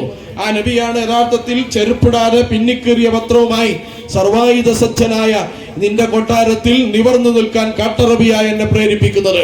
ഇത് നീതിക്ക് വേണ്ടിയുള്ള പോരാട്ടമാണ്, ഇതൊരു ധർമ്മത്തിന് വേണ്ടിയുള്ള പോരാട്ടമാണ്. അവൻ നീതി നിഷേധിക്കപ്പെടുന്ന ജനതയെ വിശുദ്ധ ഖുർആൻ നമുക്കറിയാം. പ്രവാചകന്റെ മുന്നിൽ രണ്ടാൾ വരികയാണ്. രണ്ടാൾ വന്നിട്ട് പ്രവാചക തിരുമേനി രണ്ടാളുകളുടെ പ്രശ്നം കേൾക്കുകയാണ്. അപ്പൊ പ്രശ്നം പ്രത്യക്ഷത്തിൽ വാക്സാമർത്ഥ്യം കൊണ്ടും നയചാതുരി കൊണ്ടും ഒരാൾക്ക് അനുകൂലമായി വിധിക്കുകയാണ്. അയാൾ ഒരു മുസ്ലിമാണ്, അതേസമയം മറുഭാഗത്തുള്ള ജൂതനായ സഹോദരനാണ്. പക്ഷേ ദൈവം തമ്പുരാൻ ആകാശം ഇടപെടുകയാണ്. നീ പറഞ്ഞത് ശരിയായില്ല, പ്രവാചകനെ തിരുത്തുകയാണ്. ലോകാവസാനം വരെ മുസ്ലിങ്ങൾ പാരായണം ചെയ്യുന്ന വിശുദ്ധ ഖുർആനിൽ ഈ ജൂതന്റെ നീതിക്ക് വേണ്ടി ഇറങ്ങിയ 10ഓളം ആയത്തുകൾ നമുക്ക് കാണാൻ കഴിയും. അപ്പൊ യഥാർത്ഥത്തിൽ നീതി എന്ന് പറയുന്ന മൂല്യം ഇസ്ലാമിന്റെ ഏറ്റവും പ്രധാനപ്പെട്ട മൂല്യമാണ്. യൂഫ്രട്ടീസിന്റെ നദീതീരത്ത് ഒരു ആട്ടിൻകുട്ടി വിശന്ന് ചത്തുപോയാൽ അതിന്റെ പേരിൽ ദൈവം തമ്പുരാനോട് ഞാൻ മറുപടി പറയേണ്ടി വരുമല്ലോ എന്നാലോചിച്ച് കരഞ്ഞുപോയൊരു ഭരണാധികാരി. നിങ്ങൾ ആലോചിച്ച് നോക്കുക, കരഞ്ഞുപോയ ഉമറുൽ ഫാറൂഖ് റളിയല്ലാഹു അൻഹുവിനെ പോലെയുള്ള ഭരണാധികാരി. ആ ഭരണാധികാരി നീതി എന്ന് പറയും. നിങ്ങളെ കഴിഞ്ഞ ദിവസങ്ങൾ പത്രസമ്മേളനം വിളിച്ച് ഭരണകക്ഷിയായ MLA പോലും പറയുന്നത് നീതി കിട്ടിയില്ല എന്നാണ്. നീതി കിട്ടിയില്ല എന്നാണ്. യഥാർത്ഥത്തിൽ ദിവസങ്ങളും മാസങ്ങളുമായി ഞാൻ പറയുന്നത് എനിക്ക് നീതി വേണമെന്നാണ്. പക്ഷെ നീതി കിട്ടിയില്ല. നീതി നിർവഹണത്തിൽ താമസമുണ്ടാവുമ്പോൾ, നീതി നിർവഹിക്കാൻ ഭരണാധികാരിക്ക് കഴിയാതിരിക്കുമ്പോൾ, നാളെ പരലോകത്തെത്തുമ്പോൾ അള്ളാഹുവിന്റെ പ്രത്യേക പരിഗണന കിട്ടുന്ന അർശിന്റെ തണൽ നൽകുന്ന 7 വിഭാഗം ആളുകളുണ്ട്. ആ വിഭാഗത്തിൽ ഒന്നാമതായി പ്രവാചക തിരുമേനി പരിചയപ്പെടുത്തുന്നത് നീതിമാനായ ഭരണാധികാരി എന്നാണ്. നീതിമാനായ ഭരണാധികാരി എന്ന അപ്പൊ നീതിമാനായ ഭരണാധികാരിയെ എന്തുകൊണ്ട് ഒന്നാമതായി ഉൾപ്പെടുത്തി? ഭരണവും അധികാരം കിട്ടുമ്പോൾ നീതി നിർവഹിക്കുക എന്ന് പറയുന്നത് സ്വജനപക്ഷപാതമില്ലാതിരിക്കുക, തോന്നിയതുപോലെ ചെയ്യാതിരിക്കുക, അഴിമതി നടത്താതിരിക്കുക, നീതി നിഷേധിക്കപ്പെടുന്ന ഏറ്റവും ഒടുവിലത്തെ മനുഷ്യന്റെ കൈപിടിച്ച് ആശ്വാസത്തിന്റെയും നീതിയുടെയും വാക്കുകൾ അവന്റെ മുന്നിൽ ചൊരിയാൻ കഴിയുന്ന അധികാരക്രമത്തെ കുറിച്ചാണ് നീതിയുടെ ഭരണം എന്ന് പറയാം. ഇതാണ് ലോകത്ത് പ്രവാചകൻ പഠിപ്പിച്ചത്. ഇസ്ലാമിന്റെ ഏറ്റവും പ്രധാനപ്പെട്ട കോൺസെപ്റ്റാണ്. വിശുദ്ധ ഖുർആൻ ആവർത്തിച്ച് 1-ലധികം തവണ നീതി നിർവഹിക്കാൻ ആവശ്യപ്പെടുന്നത് എന്തുകൊണ്ടാണ്? നീതി നിർവഹിച്ചാൽ പോരാ, നീതിക്ക് വേണ്ടി സാക്ഷികളായി എഴുന്നേറ്റ് നിൽക്കണമെന്ന് പഠിപ്പിച്ച അങ്ങനെയാണ്. അപ്പൊ നിങ്ങൾ ആലോചിച്ചു നോക്കേണ്ടത്, യഥാർത്ഥത്തിൽ നമ്മൾ മനസ്സിലാക്കും, നീതി നിർവഹണത്തിൽ തടസ്സമുണ്ടാകുമ്പോൾ ഒരു വിഭാഗം ജനങ്ങള് അവർ നിങ്ങൾ ആലോചിച്ചു നോക്കുക. സമീപകാലത്ത് കഴിഞ്ഞ സന്ദർഭങ്ങളിലെല്ലാം കേന്ദ്ര സർക്കാർ കൊണ്ടുവന്ന നിയമങ്ങളിലെല്ലാം നീതിരാഹിത്യമുണ്ട്. അതുകൊണ്ട് നമ്മൾ ചോദ്യം ചെയ്തു, ഒരു വിഭാഗത്തിന് മാത്രം പൗരത്വം നൽകില്ല, അത് ഏതടിസ്ഥാനത്തിലാണ്? അപ്പൊ നീതി നിർവഹണത്തിന്റെ ഒരു ഭാഗമെന്ന് പറയുന്നത്. അതുപോലെ തന്നെ നമുക്കറിയാം, നീതി നിർവഹണത്തിന്റെ ഭാഗമായി നിർവഹിക്കുന്ന ഏതൊക്കെ കാര്യങ്ങളുണ്ടോ ആ കാര്യങ്ങളിൽ സൂക്ഷ്മതലങ്ങളെ സ്പർശിക്കുന്ന നീതി നിർവഹണമാണ് ഭരണാധികാരികൾ ചെയ്യേണ്ടത്. അവിടെയാണ് ക്ഷേമവും ഐശ്വര്യവും ഉണ്ടാവുക. അല്ലാത്തിടങ്ങളിലെല്ലാം അനീതിയുടെ വിഷവിത്ത് എവിടെയൊക്കെ പാകിയിട്ടുണ്ടോ, അനീതി എവിടെയൊക്കെ മുളപൊട്ടിയിട്ടുണ്ടോ അവിടങ്ങളെല്ലാം അസ്വസ്ഥജനകമായ കാലാവസ്ഥയും അന്തരീക്ഷവും സാമൂഹ്യ അന്തരീക്ഷവുമാണ് രൂപപ്പെടാറുള്ളത്. അതുകൊണ്ട് നബി തിരുമേനി സല്ലല്ലാഹു അലൈഹി വസല്ലം പറയുന്നത് നീതി നിർവഹിക്കുക, അതിനുവേണ്ടി ജാഗ്രതയോട് നിലകൊള്ളുക. ഇസ്ലാമിക സമൂഹത്തിന്റെ 4ാമത്തെ ഖലീഫയായി അറിയപ്പെടുന്ന അലി ഇബ്നു അബീ താലിബ് സ്വന്തം പടയങ്കി മോഷണം പോയി. പടയങ്കി എടുത്ത ആളെ അലി റളിയല്ലാഹു അൻഹു അറിയാം, കണ്ടുപിടിച്ചു, കോടതിയിൽ കേസ് കൊടുക്കാൻ ഭരണാധികാരിയോട് ചോദിച്ചു. ജഡ്ജി ചോദിക്കാൻ, നിങ്ങളുടെ ഈ പടയങ്കി നിങ്ങളുടേതാണെന്ന് അറിയുന്നവർ വേറെ ആരെങ്കിലും സാക്ഷിയുണ്ടോ? അപ്പൊ അലി റളിയല്ലാഹു അൻഹു പറഞ്ഞത്, എന്റെ മകൻ ഹസൻ സാക്ഷിയാണ്, നിങ്ങളുടെ മകന്റെ സാക്ഷി സ്വീകരിക്കില്ല, ബന്ധുക്കളുടെ സാക്ഷി നിങ്ങൾക്ക് സ്വീകരിക്കാൻ പറ്റില്ല, വേറെ ആരെങ്കിലും ഉണ്ടോ എന്ന് ചോദിക്കാൻ നിങ്ങൾ പ്രതിക്കൂട്ടിൽ കയറണം. അങ്ങനെ താൻ കേസ് കൊടുത്ത അലി, ആ രാജ്യത്തിന്റെ ഭരണാധികാരി, ഈ മോഷണം നടത്തി അതേ പ്രതികാരിയെ വിസ്താരക്കൂട്ടിൽ കയറി ജഡ്ജിയുടെ ചോദ്യങ്ങൾ അഭിമുഖീകരിക്കാൻ. പക്ഷെ എടുത്ത മനുഷ്യനറിയാം ഇത് ആ മനുഷ്യന്റെ പടയങ്കിയാണ്, അദ്ദേഹം തിരിച്ചു കൊടുക്കുകയാണ്. അദ്ദേഹം അലി റളിയല്ലാഹു അൻഹുവിന്റെ സാന്നിധ്യത്തിൽ ഇസ്ലാം സ്വീകരിക്കാൻ. കാരണം തന്നെ പോലെ തന്നെ രാജ്യത്തിന്റെ ഭരണാധികാരിയും സാക്ഷികളില്ലാത്തതിന്റെ പേരിൽ വിത്താരം നേരിടുന്നത് അദ്ദേഹത്തിന് സങ്കല്പിക്കാൻ കഴിയാത്തൊരു നീതിക്രമത്തെ കുറിച്ച് അദ്ദേഹത്തിന്റെ മുന്നിൽ ഇങ്ങനെ ആവിഷ്കൃതമാവുകയാണ്. ഇത് അദ്ദേഹത്തിന്റെ ഏറ്റവും വലിയ ഒരു ദൃസാക്ഷ്യമാണ്. നിങ്ങൾ ആലോചിച്ച് നോക്കുക, നീതി നിർവഹണത്തെ കുറിച്ച് ഇസ്ലാമിന്റെ കാഴ്ചപ്പാടെന്ന് പറയുന്നത് ഏറ്റവും പ്രധാനപ്പെട്ട സങ്കല്പമാണ് നീതി. നിങ്ങൾ കുട്ടികൾക്കിടയിൽ, നിങ്ങൾ അതുപോലെ കുടുംബത്തിൽ, അതുപോലെ തന്നെ യുദ്ധത്തിൽ നിങ്ങളുടെ ശത്രുവിനോട് നിങ്ങൾക്ക് വ്യക്തിവൈരാഗ്യം കൊണ്ട് നിങ്ങൾ യുദ്ധം ചെയ്യരുത്. ഒരാദർശത്തിന്റെയും ആശയതലത്തിന്റെയും മാത്രമാണ് പോരാടേണ്ടത്. വ്യക്തിവൈരാഗ്യം കൊണ്ട് നിങ്ങൾ ആരെയും ആക്രമിക്കരുത്, ആർക്കും കൊട്ടേഷൻ കൊടുക്കരുത്, ആരുടെ വീടിന് മുന്നിലും നിങ്ങൾ ആക്രമണത്തിന്റെയോ അതുപോലെ തന്നെ ഹുങ്കിന്റെയോ സംസാരങ്ങൾ നടത്തരുത്. ഇന്നലെ വരെ ഞങ്ങളുടെ കൂടെ ഇരുന്ന ഒരാൾ ഇന്ന് നിങ്ങൾക്കെതിരെ പറഞ്ഞപ്പോ, നീതിക്ക് വേണ്ടി ശബ്ദിച്ചപ്പോ, അദ്ദേഹം മുഴക്കിയ മുദ്രാവാക്യങ്ങൾ നിങ്ങൾക്കെതിരായപ്പോ കയ്യും കാലും വെട്ടാൻ ആഹ്വാനം ചെയ്യുന്ന രീതി, അത് അനീതിയുടെയും അക്രമത്തിന്റെയും ശബ്ദങ്ങളാണ്. അത് ആരുടെ ഭാഗത്തുണ്ടായാലും എതിർക്കപ്പെടേണ്ടതും തള്ളപ്പെടേണ്ടതും വിമർശനം ഉന്നയിക്കേണ്ടതുമായ കാര്യമാണ്. അപ്പൊ യഥാർത്ഥം നമ്മൾ മനസ്സിലാക്കേണ്ടത്, നീതി നിർവഹണത്തിൽ ജാഗ്രതയുള്ള ഒരു സമീപനം സ്വീകരിക്കുക. ആ ജാഗ്രതയുള്ള സമീപനം സ്വീകരിക്കാൻ പ്രവാചക തിരുമേനി സല്ലല്ലാഹു അലൈഹി വസല്ലം തന്റെ ജീവിതത്തിൽ ഉടനീളം ശ്രദ്ധിച്ച് നമുക്ക് കാണാൻ കഴിയും. അതുപോലെ തന്നെ നബി സല്ലല്ലാഹു അലൈഹി വസല്ലമയുടെ ഏറ്റവും പ്രധാനപ്പെട്ട, നിങ്ങൾ ഈ രാജ്യത്ത് നീതിക്ക് വേണ്ടി ശബ്ദിക്കുക, നീതിക്ക് വേണ്ടി നിലകൊള്ളുക, നിയമപരമായി നീതിയെ സ്ഥാപിക്കുവാനുള്ള പരിശ്രമങ്ങൾ ഇസ്ലാമിക പ്രസ്ഥാനത്തിന്റെ പ്രവർത്തനങ്ങളിൽ ഏറ്റവും പ്രധാനപ്പെട്ടതാണ്. നീതിക്ക് വേണ്ടി ശബ്ദിക്കാൻ നിരപരാധികളായ എത്ര മനുഷ്യർക്ക് വേണ്ടിയാണ് ഈ പ്രസ്ഥാനം ഈ രാജ്യത്ത് ശബ്ദിച്ചുകൊണ്ടിരിക്കുന്നത്. ജയിലറകളിൽ സ്വന്തം നാടിന്റെ സ്വന്തം വീടിന്റെയും ഗന്ധം നിഷേധിക്കപ്പെട്ട് തടവറകളിൽ അനേകം മനുഷ്യരുടെ നീതി നിർവഹണത്തിന് വേണ്ടി ഈ പ്രസ്ഥാനം ഈ രാജ്യത്ത് എഴുന്നേറ്റ് നിൽക്കുന്നത്. മാലക്കും ലാ തുഖാതിലൂന ഫീ സബീലില്ലാഹി വൽ മുസ്തദഅഫീന മിനൽ റിജാലി വൻ നിസാഇ വൽ വിൽദാൻ. വെറുപ്പിന്റെയും വിദ്വേഷത്തിന്റെയും പ്രചാരകർക്കെതിരെ സൗഹൃദത്തിന്റെയും സാഹോദര്യത്തിന്റെയും കാഹളം എന്തിനാണ് മുഴക്കുന്നത്? അത് രാഷ്ട്രീയ അടവ് നയമല്ല, അത് ഏതെങ്കിലും ഒരു പ്രസ്ഥാനത്തിന്റെ ഗിമ്മിക്കായ പൊളിറ്റിക്സ് അല്ല, ഇതൊരു ആദർശമാണ്. നിങ്ങൾ ആലോചിച്ചു നോക്കുക, മദീന ചാർട്ടർ എന്ന് പറയുന്നത് നമുക്ക് ഏറ്റവും പ്രധാനപ്പെട്ട ഒരു കാര്യമാണ്. പ്രവാചക തിരുമേനി മദീനയിലെത്തിയപ്പോ അവിടുത്തെ മുഴുവൻ ജനങ്ങളെയും ചേർത്ത് നിർത്തുകയാണ്. പ്രവാചകൻ താൻ പ്രവാചകത്വം ലഭിക്കുന്നതിന് മുമ്പ് മക്കയിൽ ഇങ്ങനത്തെ ഒരു സംരംഭം പരിചയമുണ്ട്, ഹൽഫുൽ ഫുദൂൽ എന്ന് പറയും. ഫുദൂൽ സഖ്യം, ഈ സഖ്യത്തിന്റെ എക്സ്റ്റൻഷനാണ് മദീന. അന്ന് എല്ലാവരെയും ചേർത്ത് നിർത്തി സമാധാനത്തിന് വേണ്ടി പ്രവാചകനാകുന്നതിന് മുമ്പ് ഖുറൈശികളുടെ കൂടെ കരാറിൽ ഒപ്പിട്ട പ്രവാചക തിരുമേനി സല്ലല്ലാഹു അലൈഹി വസല്ലം ആ ഫുദൂൽ സഖ്യത്തിന്റെ എക്സ്റ്റൻഷനാണ്, അതിന്റെ വികാസമാണ് മദീനയിൽ സാധിച്ചത്. അവിടെ ജൂതമത വിശ്വാസികളുണ്ട്, ക്രിസ്തുമത വിശ്വാസികളുണ്ട്, ബഹുദൈവാരാധകരുണ്ട്. എല്ലാവരെയും ചേർത്ത് പിടിച്ചുകൊണ്ട് എല്ലാവരുടെയും അവകാശത്തിന് വേണ്ടി ഒരു പൊതു കരാർ രൂപീകരിക്കാൻ, അങ്ങനെ ബഹുസ്വരതയെ ഏറ്റവും സന്തുലിതത്വത്തോടുകൂടി സൗന്ദര്യത്വത്തോടുകൂടി സമന്വയിപ്പിച്ചു നിർത്താൻ പ്രവാചകൻ കാണിച്ച ആർജവത്തിന്റെ തുടർച്ചയാണ് ബഹുസ്വരതയെ ഉൾക്കൊള്ളാൻ വിശ്വാസി സമൂഹം കാണിക്കേണ്ടത്. അതൊരു അടവ് നയമല്ല. അതുകൊണ്ടാണ് വിദ്വേഷത്തെ വിദ്വേഷം കൊണ്ടല്ല നിങ്ങൾ ചെറുക്കേണ്ടത്. വിദ്വേഷത്തിന്റെ മുദ്രാവാക്യങ്ങൾ ഉണ്ടാകുമ്പോൾ തിരിച്ച് വിദ്വേഷത്തിന്റെ മുദ്രാവാക്യങ്ങളല്ല, അതുപോലെ തന്നെ ആയുധം പ്രയോഗിക്കുമ്പോൾ തിരിച്ച് ആയുധം പ്രയോഗിച്ചല്ല അതിനെ പ്രതിരോധിക്കേണ്ടത്. സൗഹൃദത്തിന്റെയും സാഹോദര്യത്തിന്റെയും മുദ്രാവാക്യങ്ങൾ അതിൽ ഏറ്റവും പ്രധാനപ്പെട്ടതാണ്. നിങ്ങൾ ആലോചിച്ചു നോക്കേണ്ടത് നമ്മുടെ താഴെ തട്ടുകളിൽ, കാരണം മനുഷ്യർക്കിടയിൽ വെറുപ്പ് വ്യാപിച്ചുകൊണ്ടിരിക്കുകയാണ്. പ്രബുദ്ധ കേരളത്തിൽ പോലും വെറുപ്പിന്റെയും വിദ്വേഷത്തിന്റെയും മാർക്കറ്റുകൾക്ക് നിങ്ങൾ സോഷ്യൽ മീഡിയയിൽ നിങ്ങൾ ഒരു മണിക്കൂർ ചെലവഴിച്ചാൽ നിങ്ങൾക്ക് കിട്ടുന്ന എനർജി എന്താണ്? സങ്കുചിതത്വത്തിന്റെയും വർഗീയതയുടെയും വിദ്വേഷത്തിന്റെയും എനർജികൾ ധാരാളം നിങ്ങൾക്ക് സ്വീകരിക്കാൻ കഴിയുകയാണ്. ഒരു സമുദായം മറ്റൊരു സമുദായത്തിനെതിരെ, ഒരു വ്യക്തി മറ്റൊരു വ്യക്തിക്കെതിരെ, അതുപോലെ ആദർശ സമരങ്ങളെയും ആശയ പോരാട്ടങ്ങളെയും അപ്രസക്തമാക്കി വ്യക്തിവിദ്വേഷത്തിന്റെയും വൈരാഗ്യത്തിന്റെയും വർഗീയതയുടെയും അതുപോലെ തന്നെ വിദ്വേഷ രാഷ്ട്രീയത്തിന്റെയും വിളനിലമായി നമ്മുടെ സമൂഹം മാറിക്കൊണ്ടിരിക്കുമ്പോൾ അതിനെ ചേർത്ത് പിടിച്ചുകൊണ്ട് സാഹോദര്യത്തിന്റെയും സൗഹൃദത്തിന്റെയും ഭാവനകളിലേക്ക് അവരെ ചേർത്ത് നിർത്തേണ്ട ബാധ്യതയുണ്ട്. അതുകൊണ്ടാണ് ഇന്ത്യയിലെ പ്രധാനപ്പെട്ട നഗരങ്ങളിൽ, അതുപോലെ തന്നെ ഉത്തരേന്ത്യൻ ഗ്രാമങ്ങളിൽ ഈ രാജ്യത്തെ വ്യത്യസ്ത മതവിഭാഗങ്ങളെ ചേർത്ത് പിടിച്ചുകൊണ്ട് സദ്ഭാവന മഞ്ചുകൾ, സൗഹൃദ വേദികൾ ഈ രാജ്യത്തുടനീളം സ്ഥാപിക്കാൻ പ്രയത്നിച്ചുകൊണ്ടിരിക്കുകയും ധാരാളം സംസ്ഥാനങ്ങളിൽ അത്തരം വേദികൾക്ക് നേതൃത്വം നൽകുകയും ചെയ്ത പ്രസ്ഥാനമാണ് ജമാഅത്തെ ഇസ്ലാമി എന്ന് പറയുന്ന പ്രസ്ഥാനം. അതുകൊണ്ട് പ്രിയപ്പെട്ടവരെ, സൗഹൃദം എന്ന് പറയുന്നത് ഈ വിശ്വാസത്തിന്റെ ഭാഗമാണ്, ഈ വിശ്വാസത്തിന്റെ ഏറ്റവും പ്രധാനപ്പെട്ട തേട്ടമാണ്.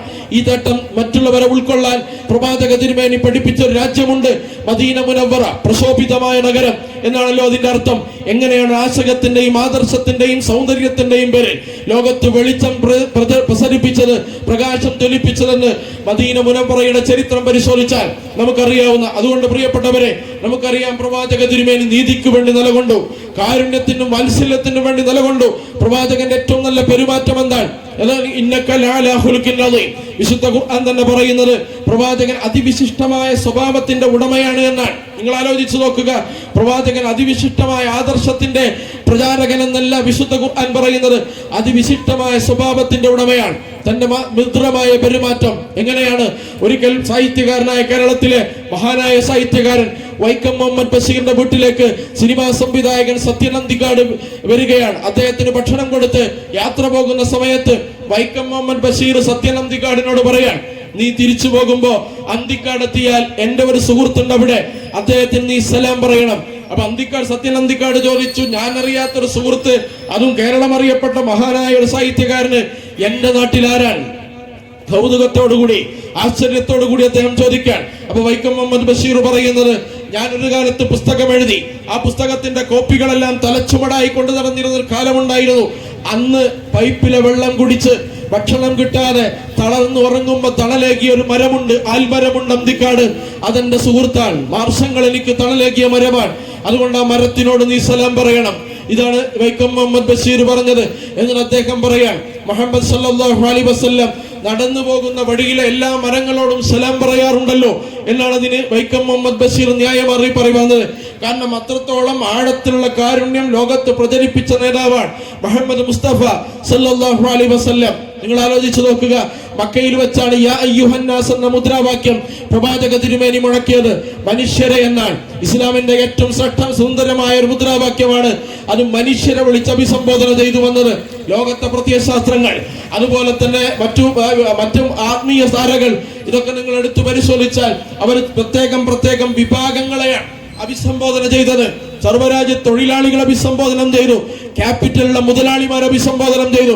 ഇങ്ങനെ പല പ്രത്യയശാസ്ത്രങ്ങൾ, പല ചിന്താഗതികൾ, പല ചിന്താഗതികൾ. പക്ഷേ യാ അയ്യുഹന്നാസ്, ഹേ മനുഷ്യരെ എന്ന് വിളിച്ചുകൊണ്ട് മനുഷ്യ സമൂഹത്തെ ജാതി മതഭേദമന്യേ ലിംഗഭേദമന്യേ മനുഷ്യ സമൂഹത്തെ മനുഷ്യരായി അഡ്രസ് ചെയ്ത അഭിമുഖീകരിച്ച ആദർശമാണ് ഇസ്ലാം. നിങ്ങൾ ആലോചിച്ചു നോക്കുക, ഇത് മുഹമ്മദ് നബി എപ്പോഴാണ് പറയുന്നത്? ഗോത്ര സംസ്കാരം കൊടികുത്തി മക്കയിൽ വാടുന്ന ഒരു കാലഘട്ടം, തങ്ങളുടെ ഗോത്രത്തിലല്ലാത്തവർക്ക് ഒരു മനുഷ്യാവകാശം വകവെച്ചു കൊടുക്കാതിരുന്ന ഒരു കാലഘട്ടം. ഒരു ഒട്ടകം മറ്റൊരു ഗോത്രത്തിന്റെ തടാകത്തിൽ പോയി വെള്ളം കുടിച്ചാൽ 8-10 വർഷം അതിന്റെ പേരിൽ യുദ്ധം ചെയ്ത ഒരു കാലഘട്ടം.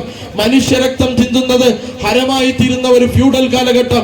ആ കാലഘട്ടത്തിൽ മനുഷ്യരെ എന്ന് വിളിക്കുന്നത് ഏറ്റവും പ്രധാനപ്പെട്ട വിളിയാണ്.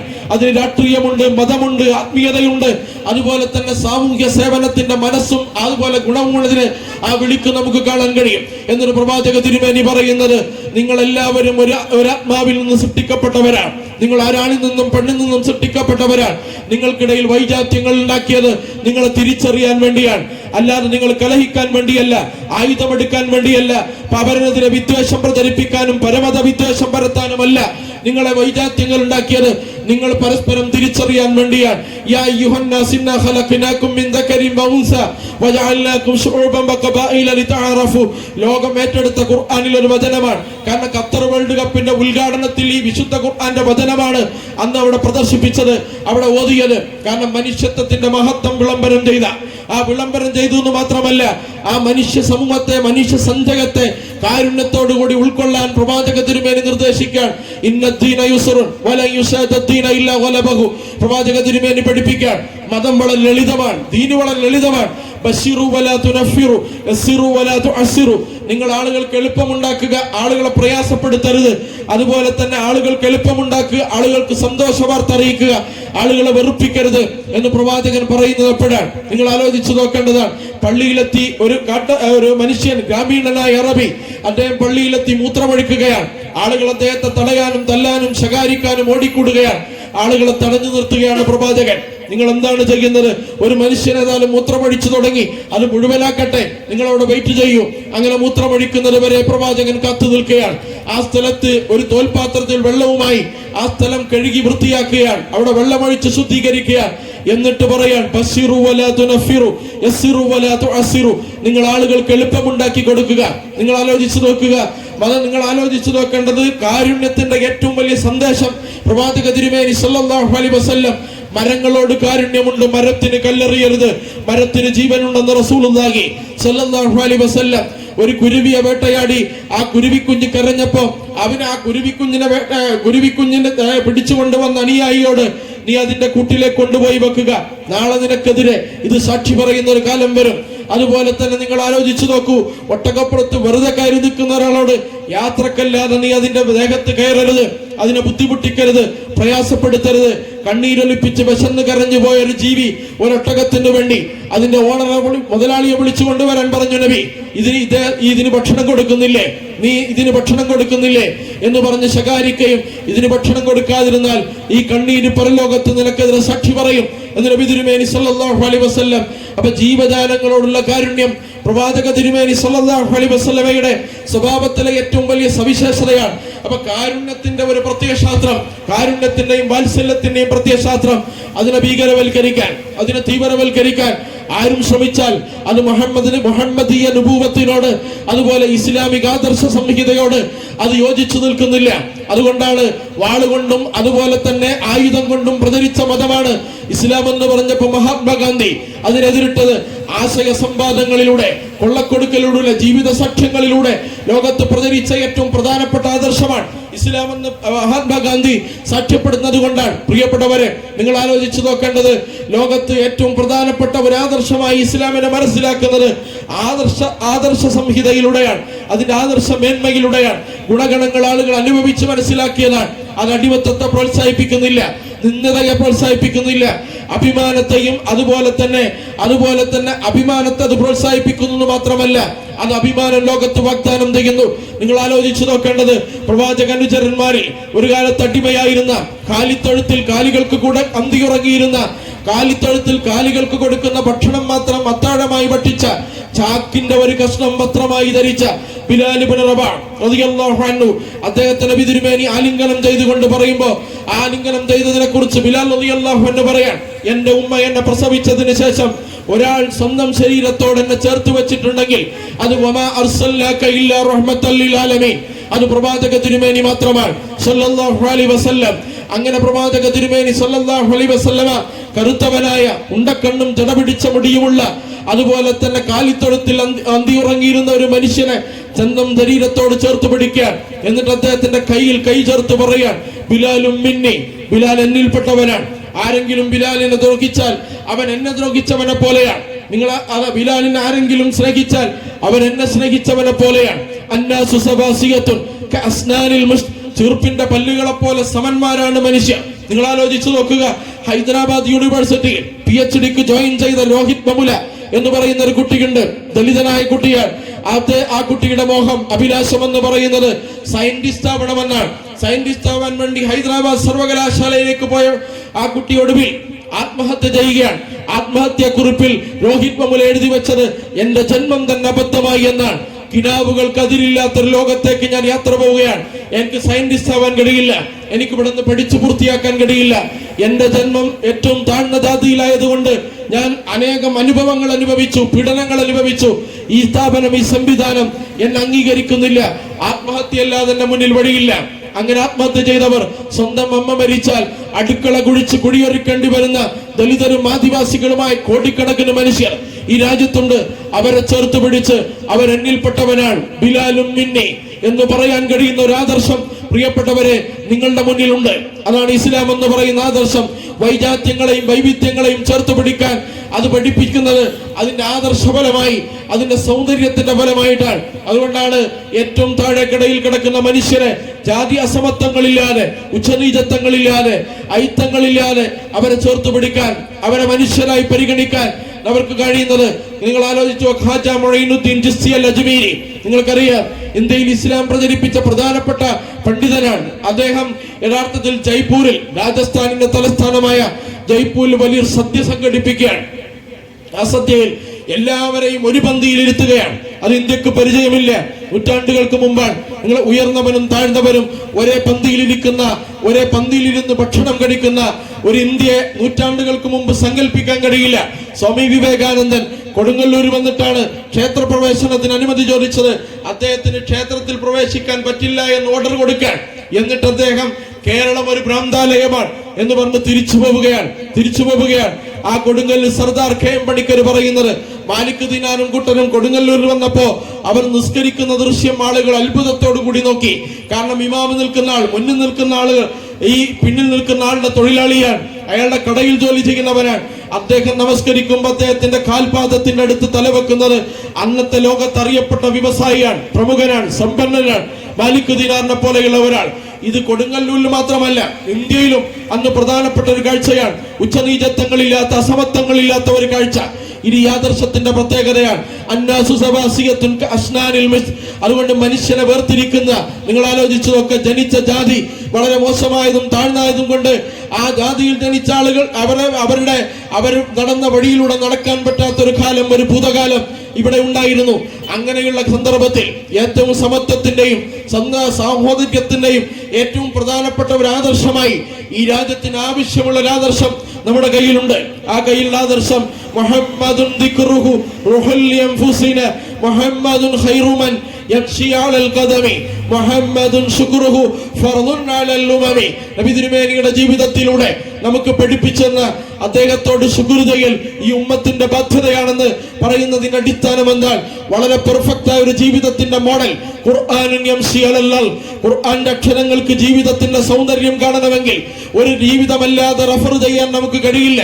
ആ ജീവിതത്തിന്റെ ഉടമയുടെ പേരാണ് മുഹമ്മദ് മുസ്തഫ സല്ലല്ലാഹു അലൈഹി വസല്ലം. ആ ജീവിതത്തിന്റെ സമഗ്രതയെ ഉൾക്കൊണ്ടുകൊണ്ട് ഈ രാജ്യത്ത് അതിന്റെ ഇസ്ലാമിന്റെ സൗന്ദര്യത്തെ പ്രതിനിധീകരിക്കേണ്ട ബാധ്യത ഉണ്ട് എന്ന് പഠിപ്പിക്കുകയാണ്.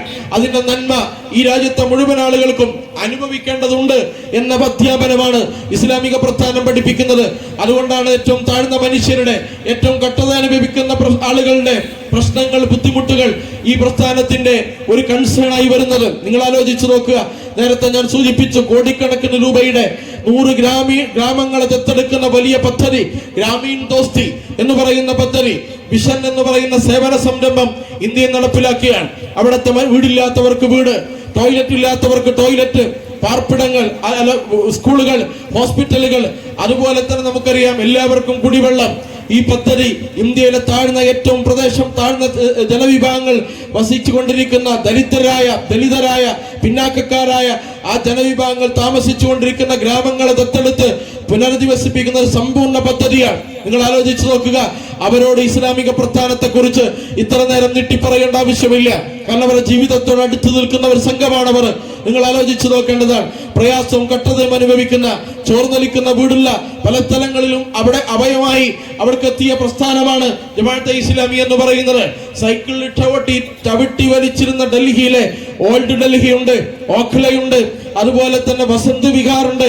അവിടെയൊക്കെ പോയി നോക്കിയാൽ റിക്ഷ ചവിട്ടി വലിക്കുന്ന ആളുകളുടെ എണ്ണം ഇന്ന് കുറഞ്ഞിരിക്കാൻ, അവരെല്ലാം മോട്ടോർ റിക്ഷകളിലേക്ക് മാറിയിരിക്കാൻ. എങ്ങനെയാണ് ഈ പരിവർത്തനത്തിന്റെ നാന്തി എവിടെന്നാൽ മർഹൂം സിദ്ദീഖ് ഹസൻ സാഹിബ്, നമുക്കറിയാം, അള്ളാഹു അദ്ദേഹത്തിന് കരുണ ചെയ്യുമാറാവട്ടെ. അദ്ദേഹത്തിന്റെ ഒരു സംരംഭമാണ് വിഷൻ എന്ന് പറയുന്നത്.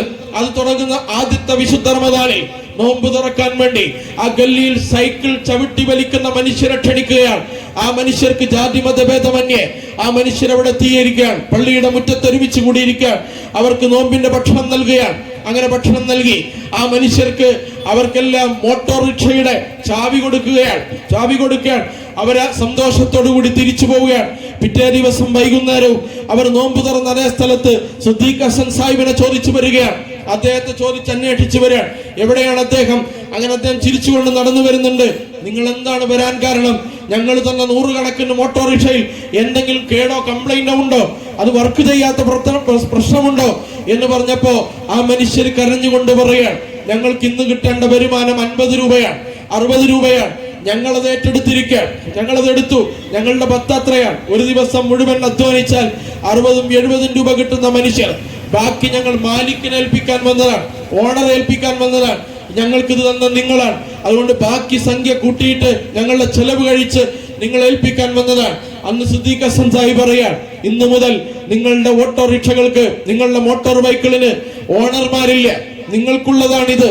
ആ മനുഷ്യരെന്ന് കണ്ണീര് തൂക്കിക്കൊണ്ട് തങ്ങൾക്കൊരിക്കലും സ്വന്തം രക്ഷ ഉണ്ടാവുകയില്ല, സ്വപ്നം പോലും കാണാൻ ശശിയില്ലാത്ത മനുഷ്യർ ഇന്ന് സുഖസുന്ദരമായി ജീവിക്കുമ്പോ ആ മനുഷ്യരോട് ചോദിക്കുക, എന്താണ് ജമാഅത്തെ ഇസ്ലാമി? അവര് പറയും, ഞങ്ങൾക്ക് ജീവിതത്തിന് നനവും വർണ്ണവും നൽകിയ പ്രസ്ഥാനമാണ്. അതുകൊണ്ട് ഇവിടെ നിങ്ങൾ പരിശോധിക്കേണ്ടത്, ഈ പ്രസ്ഥാനത്തെ കുറിച്ച് ആക്ഷേപങ്ങൾ ഉന്നയിക്കുന്നവർ, ഇതിനെതിരെ ഇല്ലാത്ത ലേബലുകൾ ചാർത്തുന്നവർ, തങ്ങളുടെ രാഷ്ട്രീയ ലാഭത്തിന് വേണ്ടി, തങ്ങളുടെ പ്രതിയോഗികളെ അമർച്ച ചെയ്യാൻ വേണ്ടി, തങ്ങളുടെ കൂട്ടത്തിൽ തന്നെ MLA വെളിപ്പെടുത്തുമ്പോ അതിന്റെ ആ ജാള്യത മറക്കാൻ വേണ്ടി ഈ പ്രസ്ഥാനത്തെ കരുവാക്കുന്ന ആളുകൾ, പ്രിയപ്പെട്ടവരെ, സത്യസന്ധമായി ഈ പ്രസ്ഥാനത്തെ നിങ്ങൾ പഠിക്കാൻ ശ്രമിക്കുക, നിങ്ങൾ മനസ്സിലാക്കാൻ ശ്രമിക്കുക. നമ്മൾ കോൺഗ്രസിനെ കുറിച്ച് പഠിക്കാൻ CPM-ന്റെ ഓഫീസിൽ പോകാറില്ലല്ലോ. CPM-നെ കുറിച്ച് പഠിക്കാൻ കോൺഗ്രസുകാരോടും ചോദിക്കാറില്ല. അതുകൊണ്ട് ഈ പ്രസ്ഥാനത്തെ ഇതിന്റെ ആളുകളിൽ നിന്ന്, ഇതിന്റെ വക്താക്കളിൽ നിന്ന്, ഇതിന്റെ സാഹിത്യങ്ങളിൽ നിന്ന് ഒരു വട്ടമെങ്കിലും സത്യസന്ധമായി നിങ്ങൾ അന്വേഷിക്കാൻ തയ്യാറാവുക. അതിന്റെ പ്രവർത്തകൻ നിങ്ങളുടെ നാടുകളിലുണ്ട്. അവർ നിങ്ങളുടെ പ്രശ്നങ്ങൾ പരിശോധിക്കുമ്പോൾ, നിങ്ങളുടെ പ്രയാസങ്ങൾ അദ്ദേഹത്തോട് അവരോട് പറയുമ്പോൾ അതിനെ പരിഹരിക്കാൻ വേണ്ടി നിസ്വാർത്ഥമായി നിങ്ങളുടെ മുന്നിലേക്ക് വരുന്ന ഒരു സംഘം ആളുകളാണ്. അതുകൊണ്ട് അവരങ്ങനെ പ്രേരിപ്പിച്ചത് പ്രവാചക തിരുമേനി സല്ലല്ലാഹു അലൈഹി വസല്ലമയുടെ ഈ അദ്ദേഹം അവിടുന്ന് പ്രബോധനം ചെയ്ത ഈ വിശുദ്ധാശയമാണ്. ഇസ്ലാം എന്ന് പറയുന്ന ആദർശമാണ്. ഈ ആദർശത്തെ ലോകത്ത് നെഞ്ചേറ്റിക്കൊണ്ട് അതിന്റെ സൗന്ദര്യം മുഴുവൻ ജനങ്ങൾക്കും അനുഭവിക്കാൻ പറ്റുന്ന രീതിയിൽ, ഈ രാജ്യനിവാസികൾ അതിന്റെ ഗുണം അനുഭവിക്കാൻ രീതിയിൽ അതിന്റെ സൗന്ദര്യത്തോടുകൂടി ഇതിന്റെ പള്ളിമൂലകളിൽ നിന്ന്, മെഹ്റാബുകളിൽ നിന്ന് പുറത്തു കൊണ്ടുവരണം. ഇത് പള്ളിയിൽ അനുഷ്ഠാനം പോലെ പ്രാധാന്യമുണ്ട്. അതിന്റെ തെരുവിൽ അതിന്റെ പ്രാതിനിധ്യം എന്ന് പറയുന്നത്, കച്ചവടത്തിൽ അതിന്റെ പ്രാതിനിധ്യം എന്ന് പറയുന്നത്, കുടുംബത്തിൽ അതിന്റെ പ്രാതിനിധ്യം എന്ന് പറയുന്നത് വിട്ടുവീഴ്ചയുടെയും സഹനത്തിന്റെയും സഹകരണത്തിന്റെയും സ്നേഹത്തിന്റെയും കാരുണ്യത്തിന്റെയും മൂല്യമാണ് കുടുംബത്തിൽ വേണ്ടതെന്ന് പ്രവാചക തിരുമേനി പഠിപ്പിക്കാൻ. എന്താണ് നിങ്ങൾ കുടുംബത്തിൽ ഒരുമയുണ്ടാവുക, ഐക്യമുണ്ടാവുക? നിങ്ങൾ 3 കാര്യങ്ങൾ ചെയ്യണം. നിങ്ങൾ ദമ്പതിമാരുടെ മനസ്സിളങ്ങാൻ ഏറ്റവും പ്രധാനപ്പെട്ട 3 കാര്യങ്ങൾ. ഒന്നെന്താണ്? നിങ്ങൾ ദാമ്പത്യ ജീവിതത്തിൽ കളവ് പറയരുതെന്നാണ്. ഒന്നാമത്തെ മുദ്രാവാക്യം, കളവ് പറയാൻ പാടില്ല. കളവ് എവിടെയുണ്ടോ അവിടെ സ്നേഹം കുറയും. ഫ്രണ്ട്ഷിപ്പിൽ കളവുണ്ടോ സ്നേഹം കുറയും. പാർട്ട്ണർഷിപ്പിൽ കളവുണ്ടോ സ്നേഹം കുറയും. ദമ്പതിമാരുടെ ജീവിതത്തിലും കളവുണ്ടോ സ്നേഹം കുറയും. നിങ്ങൾ ആലോചിച്ച്. രണ്ടാമത്തെ എന്താണ്?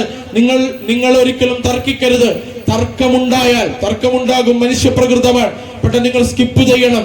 തർക്കം മൂർച്ഛിക്കരുത്, പരസ്പരം തർക്കിക്കാൻ പാടില്ല. മൂന്നാമത്തെ കാര്യം എന്താണ്? നിങ്ങൾ അഫ്വു ചെയ്യുക, വിട്ടുവീഴ്ച ചെയ്യുക. വിട്ടുവീഴ്ചയുടെ പ്രകൃതം എന്ന് പറയുന്നത് ഏറ്റവും നല്ല പ്രകൃതമാണ്. ഒരു ദിവസം നമസ്കാരം കഴിഞ്ഞ് വീട്ടിലേക്ക് നബി തിരുമേനി വരികയാണ്. സ്വന്തം ഭാര്യയായ ആയിഷ റളിയല്ലാഹു അൻഹ ഭക്ഷണം ഉണ്ടാക്കിയിട്ടില്ല എന്ന് മാത്രമല്ല, മാവ് കുഴച്ച കൈ അത് കഴുകാതെ ഇരുന്ന് ഉറങ്ങുകയാണ്. ഒരാളെ കണ്ടുള്ളു പോകേണ്ട സമയമാണ്. ഇവിടെ നബി തിരുമേനി സല്ലല്ലാഹു അലൈഹി വസല്ലം ഉറങ്ങുന്ന ആയിഷയെ ഉണർത്താതെ ആ പാത്രം എടുക്കുകയാണ്. മാവ് ഒന്നുകൂടി കുഴച്ച് റെഡിയാക്കുകയാണ്. അടുപ്പ് കത്തിക്കുന്നു, ഓട്ടുകല്ല് വെക്കുന്നു, റൊട്ടി ചൂടുന്നു, പ്ലേറ്റിൽ വിളമ്പിയിട്ട് പറയാൻ, ആയിഷ എഴുന്നേൽക്കൂ, ഭക്ഷണം റെഡിയായി. ഇതാണ് അഫു എന്ന് പറയുന്നത്.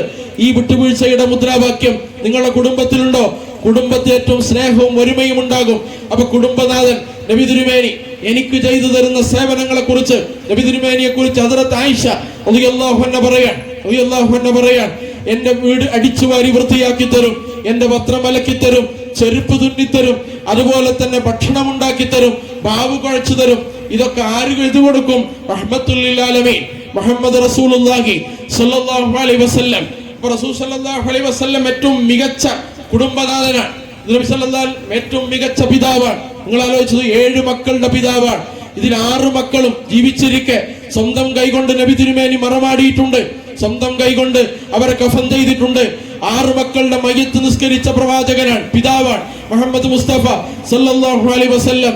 ജീവിച്ചിരിക്കെ 6 മക്കളും മരണപ്പെട്ടു. ഒരു മകൾ മാത്രമാണ് തന്റെ മരണത്തിന് ശേഷം ബാക്കിയായത്. അങ്ങനെ 6 മക്കളെ കഫൻ ചെയ്ത, 6 മക്കൾക്ക് ഖബർ വെട്ടിയ, 6 മക്കൾക്ക് മയ്യത്ത് നമസ്കാരത്തിന് നേതൃത്വം നൽകിയ പിതാവ് മുഹമ്മദ് മുസ്തഫ സല്ലല്ലാഹു അലൈഹി വസല്ലം. റസൂൽ സല്ലല്ലാഹു അലൈഹി വസല്ലമ മക്കളെ എങ്ങനെ ബഹുമാനിക്കണം, ആദരിക്കണമെന്ന് പഠിപ്പിച്ചു. പ്രിയപ്പെട്ടവരെ, ഫാത്തിമ റളിയല്ലാഹു അൻഹ ഒരു സദസ്സിലേക്ക് വന്നാൽ നബി തിരുമേനി എഴുന്നേറ്റ് നിൽക്കും, അവരാദരിക്കും, അവരെ നെറ്റിയിൽ ചുംബിക്കും. ഏത് നല്ല ഭക്ഷണം കിട്ടിയാലും അത് 2 ഭാഗമാക്കും. ഒരു ഭാഗം ഫാത്തിമക്കുള്ളതാണ്. ഏത് യാത്ര കഴിഞ്ഞാലും നബി തിരുമേനി സല്ലല്ലാഹു അലൈഹി വസല്ലം ഫാത്തിമയുടെ വീട്ടിലേക്ക് എത്തും. മകളുടെ ചൂടിക്കെട്ടിൽ നബി തിരുമേനി വിശ്രമിക്കും. ഏത് തിരക്കിലാണെങ്കിലും മകളത് അവസാനിപ്പിച്ച് പിതാവിന്റെ വയറ്റത്ത് തലവെച്ച് കിടക്കും.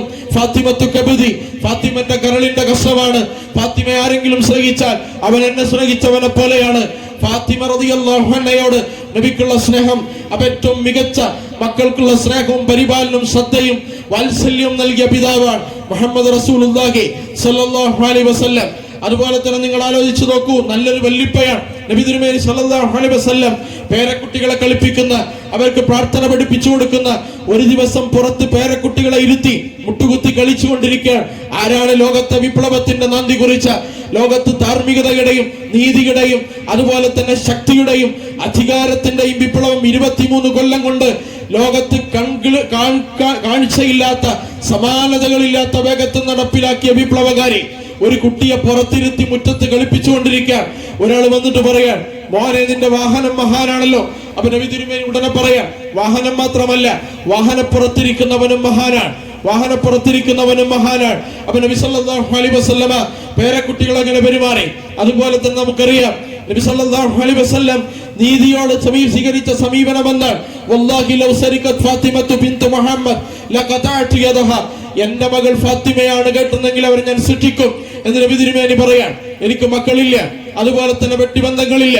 നിങ്ങൾ ആലോചിച്ച് നോക്കൂ, രാഷ്ട്രീയത്തിന്റെ അധികാര കസേരയിൽ വന്നാൽ കുടുംബം ചില ആളുകളുടെ വീക്ക്നെസ് ആണ്.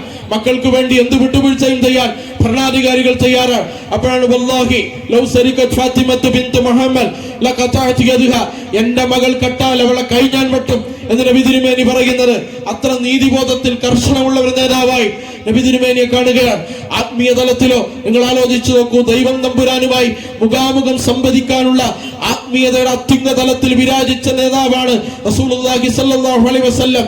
പക്ഷേ നിങ്ങൾ ആലോചിച്ചു നോക്കേണ്ടത്, അതേ നബി തിരുമേനി ഇവിടെ ഭൂമിയിലേക്ക് ഇറങ്ങി വരികയാണ്, മനുഷ്യരുടെ ഇടയിൽ ജീവിക്കാൻ. ശത്രുക്കൾ അത്ഭുതപ്പെടുകയാണ്, പ്രതിയോഗികൾ അത്ഭുതപ്പെടുകയാണ്. അവിടെ അത്ഭുതത്തിന്റെ കാരണം എന്താണ്? ഇതെന്ത് നബിയാണ്? ഇതെന്ത് നബിയാണ്? അങ്ങാടിയിലൂടെ നടക്കുന്നു, ഞങ്ങൾ കഴിക്കുന്ന ഭക്ഷണം കഴിക്കുന്നു, ഞങ്ങൾ ഇരിക്കുന്നിടത്ത് വന്നിരിക്കുന്നു, അങ്ങാടിയിലൂടെ ഞങ്ങളുടെ കൂടെ നടക്കുന്നു. ഇതെന്ത് നബിയാണ്? ഞങ്ങൾക്ക് പരിചയമില്ല. ഞങ്ങൾ നബി എന്ന് പറഞ്ഞപ്പോ ഏതെങ്കിലും ആശ്രമത്തിലോ ഏതെങ്കിലും മലമടക്കുകളിൽ ജീവിക്കുന്നവരാൾ, മനുഷ്യരുമായി ബന്ധമില്ലാത്ത ദിവ്യത്വത്തിന്റെ ഹോൾസെയിൽ വ്യാപാരവുമായി ജീവിക്കുന്നവരാൾ എന്നാണ് ഞങ്ങൾ വിചാരിച്ചിരുന്നത്. പക്ഷേ ഇത് ഞങ്ങൾക്കിടയിൽ ജീവിക്കുന്നവരാ. അപ്പൊ അന്ന് തിരുത്തില്ല, ദൈവം തമ്പുരാൻ തിരുത്തിയില്ല. ഇത് നിങ്ങൾ ഉദ്ദേശിച്ച നബി ഈ നബി തന്നെയാണ്. ഈ നബിയാണ് പിന്തുടരേണ്ടത്. കാരണം പിന്തുടരപ്പെടാനുള്ള ജീവിത മാതൃകകൾ മനുഷ്യർക്കിടയിൽ ജീവിക്കുമ്പോഴാണ് ഉണ്ടാവുക. അങ്ങനെ നബി തിരുമേനി സല്ലല്ലാഹു അലൈഹി വസല്ലമ ആത്മീയതയുടെ രണ്ടു തലത്തെയും സമന്വയിപ്പിക്കാൻ നബിയുടെ വീട്ടിലേക്ക് 3 ആൾ വരെ എന്ന് നബി സല്ലല്ലാഹു അലൈഹി വസല്ലമയുടെ കർമ്മങ്ങളെ കുറിച്ച് അന്വേഷിക്കാൻ, അമലുകളെ കുറിച്ച് അന്വേഷിക്കാൻ. അതിലൊരാൾ അങ്ങനെ നബി തിരുമേനിയുടെ കർമ്മങ്ങളെ കുറിച്ച് വിവരം കിട്ടിയവർ പോകുമ്പോൾ ഒരാൾ പറയാൻ, ഇനി രാത്രി മുഴുവൻ ഞാൻ നിസ്കരിക്കും, രാത്രി എനിക്ക് ഉറക്കില്ല. വേറെ ഒരാൾ പറയുന്നത്, എനിക്ക് ഇനി ഒരിക്കലും പകല് നോമ്പാണ്, നോമ്പില്ലാത്ത പകലില്ല. വേറൊരാൾ പറയുന്നത്, എനിക്ക് കുടുംബജീവിതം ആവശ്യമില്ല, ഞാൻ ഇനി ഇബാദത്തുകൾക്കും ആരാധനകൾക്കും ആചാരങ്ങൾക്കും അനുഷ്ഠാനങ്ങൾക്കും വേണ്ടി തന്റെ ജീവിതം ഒഴിഞ്ഞു വെക്കുകയാണ്. ഇത് പ്രതിജ്ഞ ചെയ്തു പോകുമ്പോ വീട്ടിലേക്ക് നബി വരാൻ, ഇവരെ 3 പേരെയും വിളിക്കാൻ. നിങ്ങൾ ഇങ്ങനെ പറഞ്ഞു പോയി എന്നറിഞ്ഞു, ശരിയാണോ?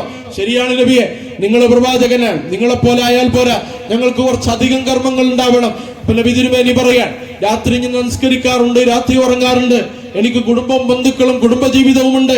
അതുപോലെ തന്നെ ഞാൻ നോമ്പ് നോൽക്കുന്ന ദിവസവും അല്ലാത്ത ദിവസവും ഉണ്ട്. അതുകൊണ്ട് മൻ റഗിബ അൻ സുന്നതി ഫലൈസ മിന്നി, എന്റെ ചര്യ ആർക്കിഷ്ടപ്പെട്ടില്ലയോ അവൻ എന്നിൽപ്പെട്ടവനല്ല. അപ്പൊ സന്തുലിതമായ ഒരു ആത്മീയതയുടെ തലം നബി തിരുമേനി പഠിപ്പിക്കാൻ. അതുകൊണ്ട് പ്രിയപ്പെട്ടവരെ, ഇസ്ലാം എന്ന് പറയുന്ന ആദർശത്തിൽ ആത്മീയതയുണ്ട്, സാമൂഹികതയുണ്ട്, സാമ്പത്തിക കാര്യങ്ങളും വ്യവഹാരങ്ങളുമുണ്ട്. നിങ്ങൾ ആലോചിച്ച് നോക്ക, പലിശ ഏറ്റവും വലിയ വിപത്താണ്. പലിശയുടെ ഒരു അംശം പോലും നിങ്ങളുടെ വയറ്റിലെത്തരുത് എന്ന് നബി തിരുമേനി മുന്നറിയിപ്പ് നൽകിയിട്ടുണ്ട്. പലിശക്കെതിരെ ഞാൻ യുദ്ധം പ്രഖ്യാപിക്കുന്നു എന്ന് നബി തിരുമേനി ആഹ്വാനം ചെയ്തിട്ടുണ്ട്. മനുഷ്യന്റെ സമ്പത്ത് കാർന്നു തിന്നുന്ന, അവന്റെ വികാസത്തെയും അവന്റെ വികാസത്തിന്റെ ത്വരയെയും അവന്റെ സമ്പത്ത് അസ്വസ്ഥതകളുടെ ഏറ്റവും പ്രധാനപ്പെട്ട മർമ്മം പലിശ സംവിധാനങ്ങളാണ്. നിങ്ങൾ വീട് കയറ്റാൻ, കച്ചവടം ചെയ്യാൻ, അങ്ങനെ പലിശയുമായി ബന്ധപ്പെട്ടാൽ നിങ്ങളുടെ അസ്വസ്ഥതകൾ മാറുന്ന ഒരു കാലമില്ല. അതുകൊണ്ട് മനുഷ്യന്റെ സാമ്പത്തിക അടിത്തറയെ കാർന്നു തിന്ന ഒന്നാണ് പലിശ എന്നും അതിൽ നിങ്ങൾ സമീപിക്കരുതെന്നും സാമ്പത്തികമായി ഏറ്റവും നല്ല മുന്നറിയിപ്പ് നൽകി. അങ്ങനെ പലിശരഹിത സാമ്പത്തിക സംവിധാനങ്ങളെ ലോകത്ത് പഠിപ്പിച്ചു. ഇസ്ലാമിക പ്രസ്ഥാനമായ ജമാഅത്തെ ഇസ്ലാമിയെ കുറിച്ച് നിങ്ങൾ അന്വേഷിച്ചു നോക്കുക. 10,000-കണക്കിന് മൈക്രോ ഫിനാൻസ് സംവിധാനങ്ങളുണ്ട്. പലിശരഹിത സാമ്പത്തിക സംവിധാനങ്ങളാണ്. പലിശ വാങ്ങരുത്, പലിശക്ക് കൊടുക്കരുത് എന്ന് പ്രസംഗിക്കുക മാത്രമല്ല, വാഴ്ന്നു പറയുക മാത്രമല്ല, സതുപദേശം നടത്തുക മാത്രമല്ല, അതിനുള്ള പ്രായോഗിക സംരംഭങ്ങൾ ഇന്ത്യയിലുടനീളം, ഇന്ത്യയിലെ ഗ്രാമങ്ങളിലുടനീളം ചെറിയ സംഖ്യകളാണെങ്കിലും പലിശരഹിത വായ്പകൾ നൽകി അതിന്റെ നന്മ ഈ രാജ്യത്തെ നിവാസികൾക്ക് പഠിപ്പിച്ചു കൊടുത്തു ഇസ്ലാമിക പ്രസ്ഥാനം. കാരണം നിങ്ങൾ ആലോചിച്ച് നോക്കൂ, പലിശരഹിത സാമ്പത്തിക വ്യവസ്ഥ എന്ന് പറയുന്നത് ചൂഷണമുക്തമായ സാമ്പത്തിക വ്യവസ്ഥയുടെ തുടക്കമാണ് എന്ന് ഇസ്ലാം ഉദ്ഘോഷിക്കാൻ. അപ്പൊ മികച്ച സാമ്പത്തിക ബദ്ധതയുള്ള ഒരു ജീവിത വ്യവസ്ഥ, കുടുംബത്തോട് നിങ്ങൾ എങ്ങനെ പെരുമാറണം നിങ്ങൾ ആലോചിച്ചു നോക്കുക. നിങ്ങൾ ഇണകളോടും തുണകളോടും മാതാപിതാക്കളോട് നിങ്ങൾ ആലോചിച്ചു നോക്കൂ. ഒരു സഹാബി പ്രവാചക അനുചരൻ തന്റെ ചുമലിൽ വയസ്സായ വൃദ്ധയായ മാതാവിനെ ചുമലിലേറ്റി കഅബ തവാഫ് ചെയ്യുകയാണ്. കൂടെ നിൽക്കുന്നവരെല്ലാം മൂക്കത്ത് വിരൽ വെക്കുകയാണ്. ആ കുട്ടിയുടെ മാതാവിനുള്ള സ്നേഹം എന്തൊരു അത്ഭുതമാണ്. പ്രവാചക തിരുമേനി പറയാൻ, ഒരു അത്ഭുതവുമില്ല. നിന്നെയൊക്കെ മാതാവ് പ്രസവിച്ചപ്പോ പ്രസവ വേദന കൊണ്ട് മാതാവ് പ്രസവ വേദന കൊണ്ട് വിട്ട ഒരു നെടുവീർപ്പുണ്ട്. ആ ഒരു നെടുവീർപ്പിന് പകരമായിട്ടില്ല. അതെന്ന് പ്രവാചകൻ പഠിപ്പിക്കുകയാണ്. മാതാവിന് അത്രത്തോളം ബാധ്യതയുണ്ട്. നബിയെ, ഭൂമിയിൽ ഏറ്റവും കൂടുതൽ എനിക്ക് ബാധ്യത ആരോടാണ്? നബി തിരുമേനി സല്ലല്ലാഹു അലൈഹി വസല്ലമയെ ചോദിക്കുമ്പോ മാതാവിനോട്. രണ്ടാമതാരോടാണ്? മാതാവിനോട്. മൂന്നാമതാരാണ്? മാതാവിനോട്. നാലാമതാണ് പിതാവിനോട് എന്ന് നബി തിരുമേനി പഠിപ്പിക്കുന്നത്. പിതാവിന്റെ അധ്വാനം നമുക്കറിയാം. എനിക്ക് വകതിരിവെത്തിയതിനു ശേഷം എന്നെ പോറ്റാൻ, എന്നെ വളർത്താൻ പിതാവ് കഷ്ടപ്പെട്ടു വരുന്നത്, വിയർത്തൊലിച്ചു വരുന്നത്, രാത്രി വൈകി വരുന്നത് ഞാൻ കാണുന്നുണ്ട്, അനുഭവിക്കുന്നുണ്ട്. പക്ഷെ എന്നെ ഞാനാക്കുവാൻ, ഞാൻ ഇങ്ങനെ നിവർന്നു നിൽക്കാൻ എന്നെ പര്യാപ്തനാക്കിയ മാതാവിന്റെ ഒരു ത്യാഗം ഒരാൾ പറഞ്ഞു കൊടുക്കാതെ മനസ്സിലാവില്ല. കാരണം എനിക്ക് ഓർമ്മയെത്തുന്നതിനും അത് കഴിഞ്ഞിട്ടുണ്ട്. അതുകൊണ്ടാണ് നബി തിരുമേനി 3 തവണ വേദാവെന്ന് ഉറക്ക ഉച്ചത്തിൽ പറഞ്ഞത്. മാതാവിന്റെ കോപം ദൈവത്തിന്റെ കോപത്തിന് സമാനമാണ്. ദൈവത്തിന്റെ കോപം മാതാവിന്റെ കോപത്തിന്റെ കൂടെയാണ്. ദൈവത്തിന്റെ തൃപ്തി മാതാവിന്റെ തൃപ്തിക്ക് കൂടെയാണ്. ദൈവം തമ്പുരാന് തൃപ്തിപ്പെടണമെങ്കിൽ മാതാവിന്റെ തൃപ്തി അനിവാര്യമാണ്. നിങ്ങൾ പഠിപ്പിച്ചു നോക്കണം, നിങ്ങൾ ആലോചിച്ചു നോക്കേണ്ടതാണ്. നബി തിരുമേനി സല്ലല്ലാഹു അലൈഹി വസല്ലമയെ 6ാമത്തെ വയസ്സിൽ മാതാവ് ഈ ലോകത്തോട് വിട പറഞ്ഞിട്ടുണ്ട്. തന്റെ അവസാന കാലഘട്ടത്തിൽ തന്റെ മാതാവിന്റെ ഖബർ തെരഞ്ഞ് നബി തിരുമേനി നടത്തുന്ന ഒരു യാത്രയുണ്ട്. കണ്ണീരൊലിപ്പിച്ചുകൊണ്ട്, കരഞ്ഞുകൊണ്ട്. അന്ന് 60 വയസ്സ് കഴിഞ്ഞ ഒരു മനുഷ്യൻ കൊച്ചുകുട്ടിയെ പോലെ ഏങ്ങി കരഞ്ഞ് മാതാവിന്റെ ഖബർ തേടി നടത്തുന്ന ഒരു യാത്രയുണ്ട്. പ്രിയപ്പെട്ടവരെ, മാതാവിനുള്ള സ്നേഹമെന്ന് പറയുന്നത് നിങ്ങളുടെ ഏറ്റവും പ്രധാനപ്പെട്ടതാണ്. അനിഷ്കുർലി വലിവാലിദയ്യ, ദൈവത്തോട് നന്ദി കാണിച്ചാൽ പിന്നെ നന്ദി കാണിക്കേണ്ടത് മാതാപിതാക്കളോടാണ്. മാതാവിന്റെ തൃപ്തിയുടെ കൂടെയാണ് സ്വർഗമെന്ന് പ്രവാചകൻ പഠിപ്പിക്കുകയാണ്. അപ്പൊ യഥാർത്ഥത്തിൽ കുടുംബത്തിലെ ഏറ്റവും പ്രധാനപ്പെട്ട ഘടകം, അതുപോലെ തന്നെ ഇണതുളകൾ തമ്മിലുള്ള ബന്ധം നിങ്ങൾ ആലോചിച്ചു നോക്കേണ്ടതാണ്. ഇണതുളകൾ തമ്മിലുള്ള ബന്ധത്തെക്കുറിച്ച്, മക്കളോടുള്ള ബാധ്യതയെക്കുറിച്ച് എല്ലാം ഞാൻ ചുരുക്കി പറഞ്ഞാൽ നിങ്ങൾ ആലോചിച്ചു നോക്കുക. ഒരു മനുഷ്യൻ ഇടപഴകുന്ന രാവിലെ എഴുന്നേറ്റത് മുതൽ തിരിച്ചു ബെഡിലേക്ക് വരുന്നത് വരെയുള്ള ദൈനംദിന ജീവിത വ്യവഹാരത്തിൽ മുഹമ്മദ് സല്ലല്ലാഹു അലൈഹി വസല്ലമയുടെ മാതൃകയില്ലാത്ത ഏതെങ്കിലും ഒരു കാര്യമുണ്ടെന്ന് പറയാൻ ആ ചരിത്രത്തെ സത്യസന്ധമായി സമീപിക്കുന്ന ഒരു മനുഷ്യനും സാധ്യമല്ല. ലഖദ് കാന ലക്കും ഫി റസൂലില്ലാഹി ഉസ്വത്തുൻ ഹസന ലിമൻ കാന യർജുല്ലാഹ വൽ യൗമൽ ആഖിർ വദക്കറല്ലാഹ കസീറ. അതുകൊണ്ട് പ്രിയപ്പെട്ടവരെ, ഇസ്ലാമിക പ്രസ്ഥാനം ഇസ്ലാമിനെ ഈ രാജ്യത്ത് പ്രതിനിധീകരിക്കുമ്പോൾ പ്രവാചകൻ കാണിച്ചു തന്നൊരു ജീവിത സത്യം നിർവഹിക്കാനാണ് അത് പറയുന്നത്. ഇസ്ലാമിനെ അറിയാത്തവർക്ക് അത് എത്തിച്ചു കൊടുക്കുക, അതിന്റെ നന്മ ഈ രാജ്യത്തെ നിവാസികൾക്ക് ലഭ്യമാക്കുക. അതുപോലെ തന്നെ അതിന് കാരുണ്യത്തിന്റെയും ദയയുടെയും സ്നേഹത്തിന്റെയും വാത്സല്യത്തിന്റെയും പാഠങ്ങൾ വിദ്വേഷം മൂലധനമായി, അധികാരത്തിന്റെ സിംഹാസനത്തിന്റെ ഏറ്റവും അടിത്തട്ടിലെ വളമായി വിദ്വേഷത്തെയും വെറുപ്പിനെയും സ്വീകരിക്കുന്ന ഭരണാധികാര കേന്ദ്രങ്ങൾ ഈ രാജ്യത്ത് അധികാരം പാടുന്ന സമയത്ത് തിരിച്ച് വിദ്വേഷവും വെറുപ്പും പ്രചരിപ്പിച്ചല്ല, സ്നേഹവും സാഹോദര്യവും ഏറ്റവും അടിത്തട്ടിൽ പ്രചരിപ്പിച്ചുകൊണ്ട് അതിനെ പ്രതിരോധിക്കാനുള്ള ബാധ്യത യഥാർത്ഥത്തിൽ പ്രവാചകൻ ആശയവും സന്ദേശവും നെഞ്ചേറ്റുന്ന മനുഷ്യർക്കുണ്ട് എന്ന് പഠിപ്പിക്കുകയാണ്. നിങ്ങൾ ആലോചിച്ചു നോക്കേണ്ടത്, യുദ്ധം തീപരിവറക്കെ പാറിയ ഒരു കാലത്ത് സമാധാനത്തിന് വേണ്ടിയുള്ള സഖ്യത്തില് പ്രവാചകൻ ഒന്നാമതായി കട്ടിച്ചേരുകയാണ്. അതെനിക്ക് എന്റെ ജീവിതത്തിൽ ഏറ്റവും മനോഹരമാണ് എന്ന് പ്രവാചകൻ പഠിപ്പിക്കുകയാണ്. അതുകൊണ്ട് പ്രിയപ്പെട്ടവരെ, നമുക്ക് മനസ്സിലാക്കാൻ കഴിയുന്നത് പ്രവാചകൻ അനശ്വരമായി ജീവിക്കുന്ന ജീവിത യാഥാർത്ഥ്യത്തിന്റെ ഏറ്റവും നഗ്നമായ ഉദാഹരണമാണ് പ്രവാചക തിരുമേനി സല്ലല്ലാഹു അലൈഹി വസല്ലം. അവിടുത്തെ ജീവിതത്തിന്റെ ഓരോ ഏടുകളും ഏത് കാലത്തും ഫിറ്റായ ഉദാഹരണങ്ങളാണ്. ഏത് കാലത്തും ജീവിതത്തിൽ ആവിഷ്കരിക്കാൻ പറ്റുന്ന മൂല്യങ്ങളാണ്. ഈ മൂല്യങ്ങളെ ജീവിതത്തിന്റെ ഓരോ പന്താവിലും വഴിയിലും നമ്മൾ വെളിച്ചം കണക്ക് സ്വീകരിക്കുക, അത് ഏറ്റവും പ്രധാനപ്പെട്ടതാണ്. അതിനുവേണ്ടിയാണ് ഇസ്ലാമിക പ്രസ്ഥാനം ഈ രാജ്യത്തെ പ്രബോധനം ചെയ്യുന്നത്. നിങ്ങളുടെ വഴിയിലെ വെളിച്ചം പ്രവാചകനാണ്. നിങ്ങൾ ആലോചിച്ചു നോക്കേണ്ടത്, നിങ്ങൾക്ക് ഇരുട്ടുമുറ്റിയ ഒരു കാലഘട്ടത്തെ പ്രകാശം തെളിപ്പിച്ചു നിർത്താൻ വിശുദ്ധ ഖുർആന് കഴിയും, പ്രവാചക ചര്യക്ക് കഴിയും, അവിടുത്തെ ജീവിതത്തിന് കഴിയും. അത് ശാശ്വതമായ വെളിച്ചത്തിലേക്ക് നിങ്ങളെ നയിക്കും എന്ന് പഠിപ്പിക്കുകയും നിങ്ങളെ സ്വർഗത്തിലേക്കുള്ള വഴി വെട്ടിത്തെളിക്കാൻ അതിന് നിങ്ങൾ ഗൈഡൻസ് ചെയ്യുകയും ചെയ്യുന്ന ഒരു പ്രസ്ഥാനമാണ് ഇസ്ലാമിക പ്രസ്ഥാനം എന്ന് പറയുന്നത്.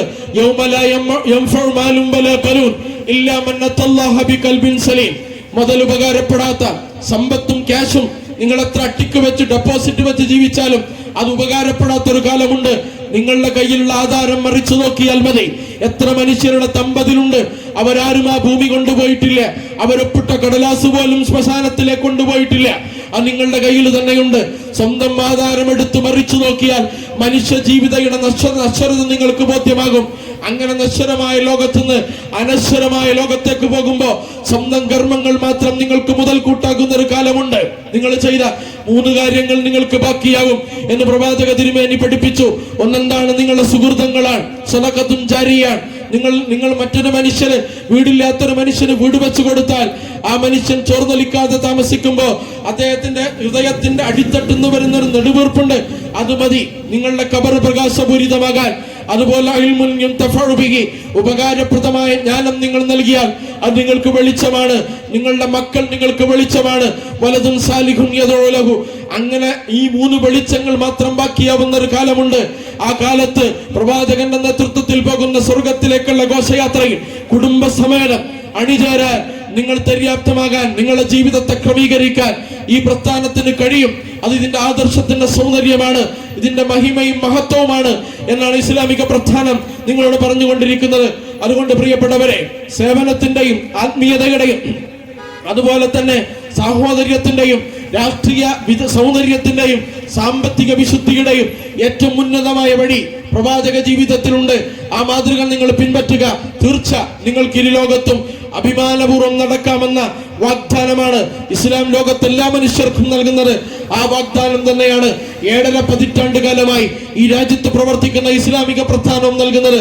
പ്രവാചകൻ എന്താണോ തന്റെ ജീവിതം കൊണ്ട് സാക്ഷാത്കരിച്ചത്, ആ സന്ദേശത്തിൽ ഏറ്റക്കുറച്ചിലില്ലാതെ അവിടെ നിന്ന് ജീവിതത്തിൽ ഇടപെട്ട ഏതൊക്കെ മേഖലകളുണ്ടോ ആ മേഖലകളുടെ എല്ലാ സൗന്ദര്യങ്ങളും പ്രോജ്വലിപ്പിച്ചു നിർത്തി ഈ ജനതക്ക് അതിന്റെ വെളിച്ചം നൽകാൻ പ്രതിജ്ഞാബദ്ധരായ ഒരു സംഘം ആൾക്കൂട്ടങ്ങളാണ്. മഹാത്മാഗാന്ധി ഇതിന്റെ സമ്മേളനത്തിൽ പങ്കെടുത്തുകൊണ്ട് അന്ന് പറഞ്ഞിട്ടുണ്ട്, ഒരു കൂട്ടം സാധുക്കളുടെ സമ്മേളനത്തിൽ ഞാൻ പങ്കെടുത്തു, അവരെന്നെ ക്ഷണിച്ചാൽ കാൽനടയായിട്ട് ഇന്ത്യയിൽ എവിടെ വെച്ചാലും കാൽനടയായിട്ടെങ്കിലും ആ സാധുക്കളുടെ സമ്മേളനത്തിൽ ഞാൻ പങ്കെടുക്കുമെന്ന് പറഞ്ഞത് ഇതൊരു നിസ്വാർത്ഥ സംഘമാണ്.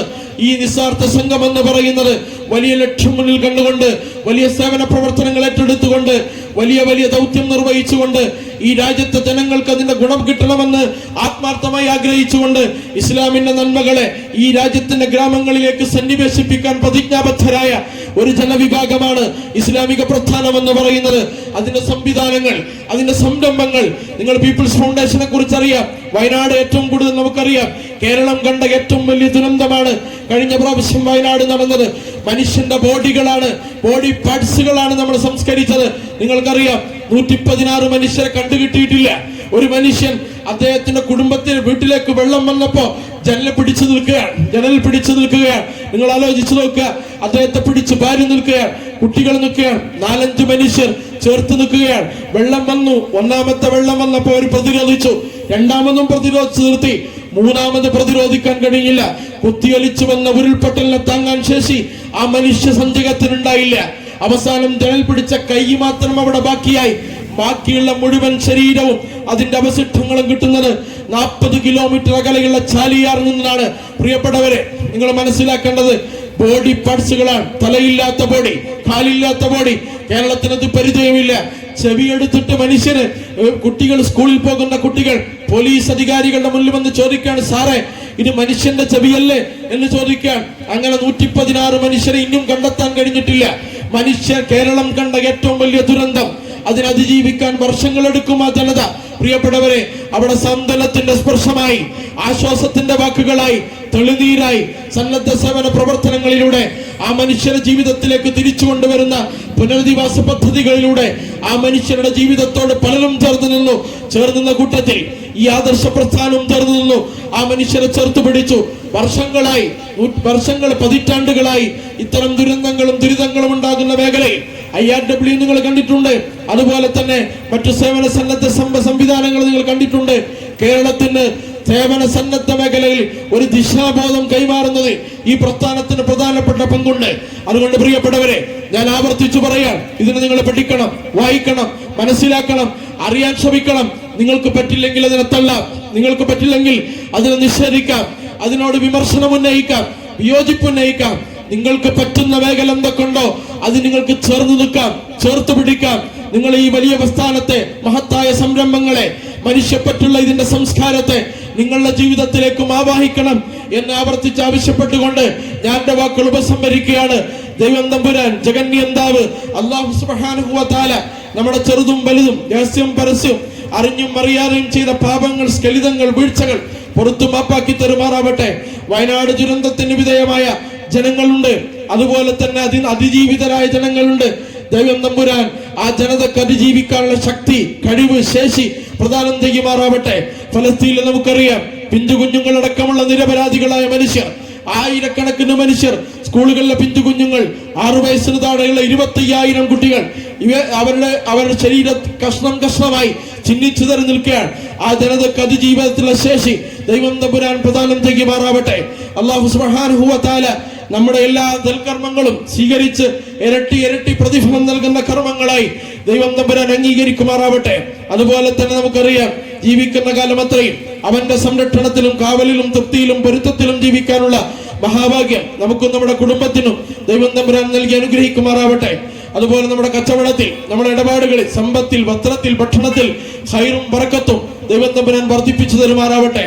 اللهم إنا نعوذ بك من جهد البلاء ودرك الشقاء وسوء القضاء وشماتة الأعداء وآخر دعوانا الحمد لله رب العالمين. السلام عليكم ورحمة الله وبركاته.